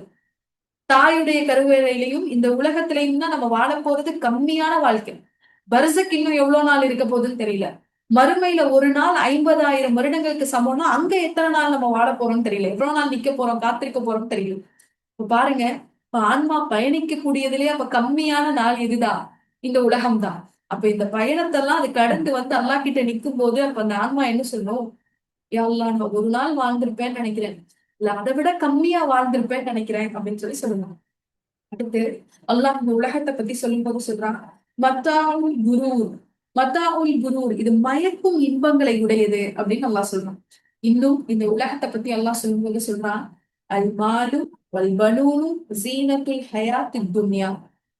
செல்வமும் குழந்தைகளும் இந்த உலகத்துடைய அலங்காரங்கள். இந்த உலகமே வீண் விளையாட்டு, இந்த உலகமே குறுகிய காலம், இந்த உலகமே மயக்கும் இன்பம். இதுல நீங்க பெருசா நினைக்கக்கூடிய உங்களுடைய பொருளாதாரமும் உங்களுடைய குழந்தை செல்வங்களும் அலங்காரம். ஜஸ்ட் அதை வச்சு அல்லாஹ் இந்த உலகத்தை நமக்கு அலங்காரமா அழகா ஆக்கி காமிச்சிருக்கான். இன்னும் இந்த உலகத்தை பத்தி நபி ஸல்லல்லாஹு அலைஹி வஸல்லம் அவங்க சொல்லும் போது சொல்றாங்க, அல்லாஹ்வுக்கு இந்த உலகம் கொசுவுடைய ரெக்கை அளவுக்கு கூட மதிப்பில்லையா. அல்லாஹ் இந்த உலகத்தை கொசுவுடைய ரெக்கை அளவு கூட மதிக்கல. ஒருவேளை அப்படி மதிச்சிருந்தா இங்க இறை நிராகரிப்பாளர்களுக்கு தண்ணீர் கூட அல்லாஹ் கொடுத்திருக்க மாட்டான். நமக்கு ஒரு பொருள் தேவையில்லைன்னா அதை நம்ம எல்லாருக்கும் வாரி வாரி கொடுப்போம். தேவையான பொருளை தான் சுருக்கி வச்சு நம்மளுடைய அன்பானவர்களுக்கு மட்டும் கொடுப்போம். அல்லாஹ் இந்த உலகத்தை ஒரு தேவையில்லாத பொருளா பாக்குறதுனாலதான் நீ என்ன வணங்குற ஆன்மாவா இருந்தாலும், எனக்கு கட்டுப்படுற ஆன்மாவா இருந்தாலும், என்னை திருப்திப்படுத்துற ஆன்மாவா இருந்தாலும், இல்ல எனக்கு கட்டுப்படாத என்னை திருப்திப்படுத்தாத ஆன்மாவா இருந்தாலும் உனக்கு நான் கொடுத்துட்டே இருக்கேன். ஆனா என்னுடைய மறுமை, என்னுடைய சுவனம் எனக்கு ரொம்ப முக்கியம். அதனால அங்க யாரு எனக்கு கட்டுப்பட்ட ஆன்மாக்களா நிக்கிறாங்களோ அவங்களுக்கு மட்டும்தான் கொடுப்பேன் அல்லாஹ் சொல்லுவான். சொல்லும்போது இந்த உலகத்தை அல்லாஹ் ஒரு கொசுவுடைய இறக்கை அளவு கூட பாக்குறது இல்லைன்னு சொல்லி, இன்னும் அல்லாஹ் இந்த உலகத்தை சொல்லும் போது சொல்றான், நான் உங்களுடைய ரூஹ சோதிக்கிறதுக்காக தான் இந்த வாழ்க்கையையும் மரணத்தையும் ஏற்படுத்தியிருக்கேன்னு அல்லாஹ் சொல்லுவான். வாழ்வும் மரணமும் சோதனை. எதுக்கான சோதனை? நீங்க எப்படிப்பட்ட ரூஹா மாறுறீங்க அப்படிங்கிறதுக்கான சோதனை. நீங்க அம்மாராவா இருக்கீங்களா, லவ்வாமாவா இருக்கீங்களா, முத்துமையினாவா இருக்கீங்களா அப்படிங்கிறது. இப்ப இதுக்காக தான் இந்த மூன்றாவது உலகம் அல்லாஹ்வுடைய பார்வையில இந்த மூன்றாவது ரூஹ் பயணிக்கக்கூடிய இந்த மூன்றாவது உலகம் அற்பம், கீழ் நிலையில இருக்கக்கூடிய ஒரு ஒரு உலகமா அல்லாஹ் பாக்குறாங்க. நம்மளுடைய பார்வையில இது எப்படி இருக்கு? இது வரைக்கும் பயணம் பண்ணி வந்த நம்மளுடைய பாதையிலேயே நம்ம பெருசா நினைக்கிறது எததான்? ஆலமுல் அருவாகலாம் நமக்கு பெருசா தெரியல, ரஹ்மெல்லாம் நமக்கு பெருசா தெரியல, அல்லாஹ் கேட்காமலே அருட்கொடைகளை வாரி வாரி வழங்கின ரஹ்மெல்லாம் நம்மளுடைய பார்வையில பெருசா தெரியல. அதுக்காக எல்லாம் நம்ம அல்லாஹ் கிட்ட நன்றி செலுத்துறவங்களா இருக்கிறது இல்ல. நம்ம எதுதான் நமக்கு முக்கியமா நம்ம பாக்குறோம்? இந்த உலகம் தான் நமக்கு முக்கியமா பாக்குறோம். உலகத்தை முக்கியமானதா கருதி நம்ம வாழ்ந்துகிட்டே இருந்தோம் அப்படின்னா நம்மளுடைய அடுத்த கட்ட பயணம் நமக்கு ரொம்ப சிரமமானதா மாறிடும் அப்படிங்கிறத அல்லாஹ்வும் அல்லாஹ்வுடைய தூதரும் நமக்கு எச்சரிக்கிறாங்க. ஓ, இந்த உலகம் நம்மளும் எப்படி பார்க்கணும்? ஒரு முத்துமையினாவா நாம் என்ன மாத்திக்கணும் அப்படின்னு நினைக்கக்கூடிய ஒவ்வொரு ஆன்மாவும் இந்த உலகத்தை எப்படி பார்க்கணும்? ஒரு அற்பமா, இங்க இது கிடைக்கலனா என்ன, இங்க இது அனுபவிக்கலைன்னா என்ன, இந்த சுகம் எனக்கு இங்க கிடைக்கலனா என்ன, அல்லாஹ் எனக்கு மறுமையில தருவான், என்னுடைய அடுத்த கட்ட பயணத்தை எல்லாம் எனக்கு சுகமாக்கி தருவான் அப்படிங்கிற எண்ணத்துல வாழணும். இப்படிதான் நபி ஸல்லல்லாஹு அலைஹி வஸல்லம் அவங்க வாழ்ந்தாங்க. ரசூலுல்லாஹ்வை பார்த்த உன்னத சஹாபாக்களும் வாழ்ந்தாங்க. பாருங்க, இந்த உலகம் நிரந்தரமற்றது அப்படிங்கறத அவங்க புரிஞ்சு வச்சிருந்தாங்க. ஏதாவது ஒண்ணு இந்த உலகத்துல நிரந்தரமா இருக்குன்னு சொல்ல முடியுமா? இன்பமும் நிரந்தரமா இல்ல, துன்பமும் நிரந்தரமா இல்ல, எதுவுமே நிரந்தரமா இல்ல. அப்துல்லா இப்னு உமர் ரலியல்லாஹு அன்ஹு எப்பெல்லாம் தன்னுடைய செல்வத்தை பார்த்து வியந்து போறாங்களோ அப்ப என்ன செஞ்சுப்பாங்கன்னா இந்த செல்வத்தை பார்த்து அப்படியே வியப்பாங்களாம், அட்மயர் பண்ணுவாங்களாம் தன்னுடைய பொருளாதாரத்தை பார்த்து. அப்படி அட்மயர் பண்ணும் போதெல்லாம் அவங்களுக்கு ஒரு நினைவு வந்துருமா, அல்லாஹ் இது நிரந்தரம் இல்லையே. உடனே என்ன செஞ்சிருவாங்களாம், போய் தர்மம் பண்ணிட்டு வந்துருவாங்க. இது நிரந்தரம் இல்ல, தர்மம் பண்ணிட்டு வந்துருவாங்க. எந்த அளவுக்கு இவங்க இந்த உலகம் நிரந்தரமற்றது அப்படிங்கிறத புரிஞ்சு வச்சிருந்தாங்க அப்படின்னா, ஒரு நாள் அவங்க ஒரு ஒட்டகத்துல பயணம் பண்ணிட்டு போறாங்க. அந்த ஒட்டகம் அவங்களுக்கு ரொம்ப கம்ஃபர்ட்டா இருக்கு, அது அவங்களுக்கு ரொம்ப சுகத்தை கொடுக்குது. இப்ப அந்த ஒட்டகத்துல போயிட்டே இருக்கும்போது அவங்களுக்கு, ஆகா, இது நிரந்தரம் இல்லாத உலகமாச்சே, ஆனா இந்த பொருள் எனக்கு ரொம்ப பிடிச்சிருக்கே. அந்த ஒட்டகத்தை உடனே அல்லாஹ்வுடைய பாதையில கொடுத்துட்டு வந்துடுறாங்க. கொடுத்துட்டு சொல்றாங்க, இந்த ஒட்டகம் எனக்கு ரொம்ப பிடிக்கும், அதை நான் மீண்டும் சந்திக்கணும்னு ஆசைப்படுறேன், அதனால நான் அல்லாஹ்வுடைய பாதையில கொடுத்துட்டேன். மீண்டும் சந்திக்கணும்னா எப்போ? மறுமையில. அப்ப எதெல்லாம் நான் குடுக்கிறேனோ அதெல்லாம் எனக்கு மறுமையில கிடைக்கும் அப்படிங்கறத அவங்க புரிஞ்சு வச்சிருந்தாங்க. என்னுடைய இந்த ஒட்டகம் எனக்கு ரொம்ப பிடிக்கும், இதை நான் மீண்டும் சந்திக்கணும்னு ஆசைப்படுறேன், அதனால இதை நான் அல்லாஹ்வுடைய பாதையில கொடுத்துட்டேன். இதை அல்லாஹ் எனக்கு மீண்டும் மறுமையில எனக்கு அதை ஏற்படுத்தி கொடுப்பான் அப்படிங்கிறது அவங்களுடைய புரிதல். இன்னும் பாருங்களேன், சஹாபாக்கள் எப்படி இருந்தாங்க அப்படிங்கிறத. அபூதர் கிஃபாரி இந்த சஹாபியை பத்தி உங்களுக்கு தெரியும். அதிகமா யாரெல்லாம் செல்வந்தர்களா சஹாபாக்கள் வாழ்ந்தாங்கன்னா அவங்க வீட்டுக்கு முன்னாடி போய் மண்ணை தூவி திட்டிட்டு வருவாங்க. ரசூலுல்லாஹ்வுடைய காலத்துல நம்ம என்ன இப்படியா இருந்தோம், இவ்வளவு செல்வங்களா நம்ம வச்சிருந்தோம் அப்படின்னு சொல்லி. அப்போ அந்த அபூதர் கிஃபாரி கிட்ட ஒரு நபர் கேக்குறாங்க, அபூதர் கிஃபாரி ரலியல்லாஹு அன்ஹு கிட்ட, அவங்க வீட்டுக்கு வந்து பார்த்தா அவங்களுடைய வீடு வெறும் வீடா இருக்கு. அதுக்குள்ள எதுவுமே இல்ல, எந்த பர்னிச்சர்ஸ் எதுவுமே இல்ல, எந்த பொருள் எதுவுமே இல்ல. அப்ப கேக்குறாங்க, நீங்க ஏன் உங்களுடைய வீட்டுல எந்த பொருளுமே வைக்காம வச்சிருக்கீங்க அப்படின்னு. அப்ப அபூதர் கிஃபாரி சொல்றாரு, இல்ல இல்ல, எனக்கு இன்னொரு வீடு இருக்கு, அந்த வீட்டுக்காக நான் எல்லா பொருளையும் அனுப்பிச்சு வச்சுட்டேன் அப்படின்னு சொல்லி சொன்னாங்க. அப்ப திரும்ப அந்த மனிதர் சொல்றாரு, அது சரிங்க, ஆனா இந்த வீட்டுக்கு பொருள் தேவைப்படுதே அப்படின்னு. அப்போ அபூதர் கிஃபாரி சொல்றாங்க, இந்த வீட்டுல பொருள் வச்சுக்க கூடாதுன்னு இந்த வீட்டுடைய ஓனர் சொல்லிட்டாரு சொல்லி சொல்றாங்க. எதை சொல்றாங்கன்னு தெரியுதா? எதை சொல்றாங்கன்னு தெரியுதா? இந்த உலகத்தை அவங்க எவ்வளவு ஒரு அற்பமான ஒரு விஷயமா நினைச்சாங்க. வீட்டுல அவங்க என்ன செய்யல, பொருள்கள் கூட வைக்கல. இதெல்லாம் முக்கியம் இல்லை, இது நிரந்தரம் இல்லை, எனக்கு இன்னொரு வீடு மறுமையில இருக்கு, அதுக்கு நான் பொருள்களை அனுப்பிச்சிட்டேன். சரி, இங்க இருக்கிற காலத்துல நிம்மதியா வாழுங்களேன். அதுக்கு என்ன சொல்லிட்டாங்க, இந்த வீட்டுடைய ஓனர் அதை தடை செஞ்சுட்டாரு, இந்த வீட்டுடைய ஓனர் அதை பயன்படுத்தாதன்னு என்ன அதை பயன்படுத்தக்கூடாதுன்னு சொல்லிட்டாரு. இந்த உலகத்துல எல்லா இன்பங்களையும் தேடக்கூடாது, இந்த உலகத்துடைய இன்பங்கள் மட்டுமே பிரதானம்னு தேடி நம்ம வாழக்கூடாது அப்படிங்கறத அல்லாஹ் இந்த மூன்றாவது உலகத்துல நமக்கு சொல்லக்கூடிய ஒரு விஷயம். நம்ம எப்படி வாழ்ந்துட்டு இருக்கோம் இந்த மூன்றாவது உலகத்துல? உடல் அளவுல மட்டும்தான் வளர்ச்சி அடைஞ்சுட்டே இருக்கும். நம்மளுடைய ஆன்மாக்களுடைய வளர்ச்சியை நம்ம கவனிக்கிறோமா? அது எந்த கட்டத்துல பயணம் பண்ணிட்டு இருக்கு, அது எப்படி பயணம் பண்ணிட்டு இருக்கு கவனிக்கிறோமா? நம்ம இங்க இருந்து ஒரு ஊருக்கு ஒரு ஒரு பஸ்லயோ ஒரு ட்ரெயின்லயோ போறதா இருந்தா கூட ட்ராக் பண்றோம். எந்த இடத்துல போயிட்டு இருக்கோம், எங்க போயிட்டு இருக்கோம், இன்னும் எவ்வளவு நேரத்துல போவோம். அதெல்லாம் விட ஒரு பெரிய பயணத்துல நம்ம இருக்கோம் இல்லையா? அதை பத்தி நம்ம எந்த புரிதல் இல்லாம எந்த கவலையும் இல்லாம இருந்தோம்னா நம்மளுடைய பயணத்துடைய முடிவு என்ன ஆகும்? முதல் கிஃபாரி மாதிரி இந்த வீட்லயே நம்ம எல்லா பொருளையும், இந்த குறுகிய காலமா இருக்கக்கூடிய இந்த வீட்டுக்கே நம்ம எல்லாத்தையும் வாங்கி வச்சிட்டோம் அப்படின்னா மறுமையுடைய வீட்டுக்கு என்ன பொருள் நம்ம முன்னாடி அனுப்பிச்சு வச்சிருக்கோம் அப்படிங்கிறத இன்ஷா அல்லாஹ் சிந்திக்கக்கூடியவர்களா இருக்கும். அப்போ இன்னைக்கான நினைவூட்டலை எதோட நம்ம முடிக்கிறோம் அப்படின்னா மூன்றாவது உலகத்தோட முடிக்கிறோம். ஆலமுல் அருவாக பார்த்தோம், தாயுடைய கருவறையை பார்த்தோம், மூணாவது என்ன, துன்யா. இந்த உலகத்துல என்னென்ன மாற்றங்கள் நடக்குது, இந்த உலகத்தை அல்லாஹ் எப்படி எல்லாம் சொல்றான் அப்படிங்கிறதும், இந்த உலகத்துல நம்ம எப்படி வாழ்ந்துட்டு இருக்கோம் அப்படிங்கிற சிந்தனையோடவும் இந்த நினைவுகளை நிறைவு செய்வோம் இன்ஷா அல்லாஹ்.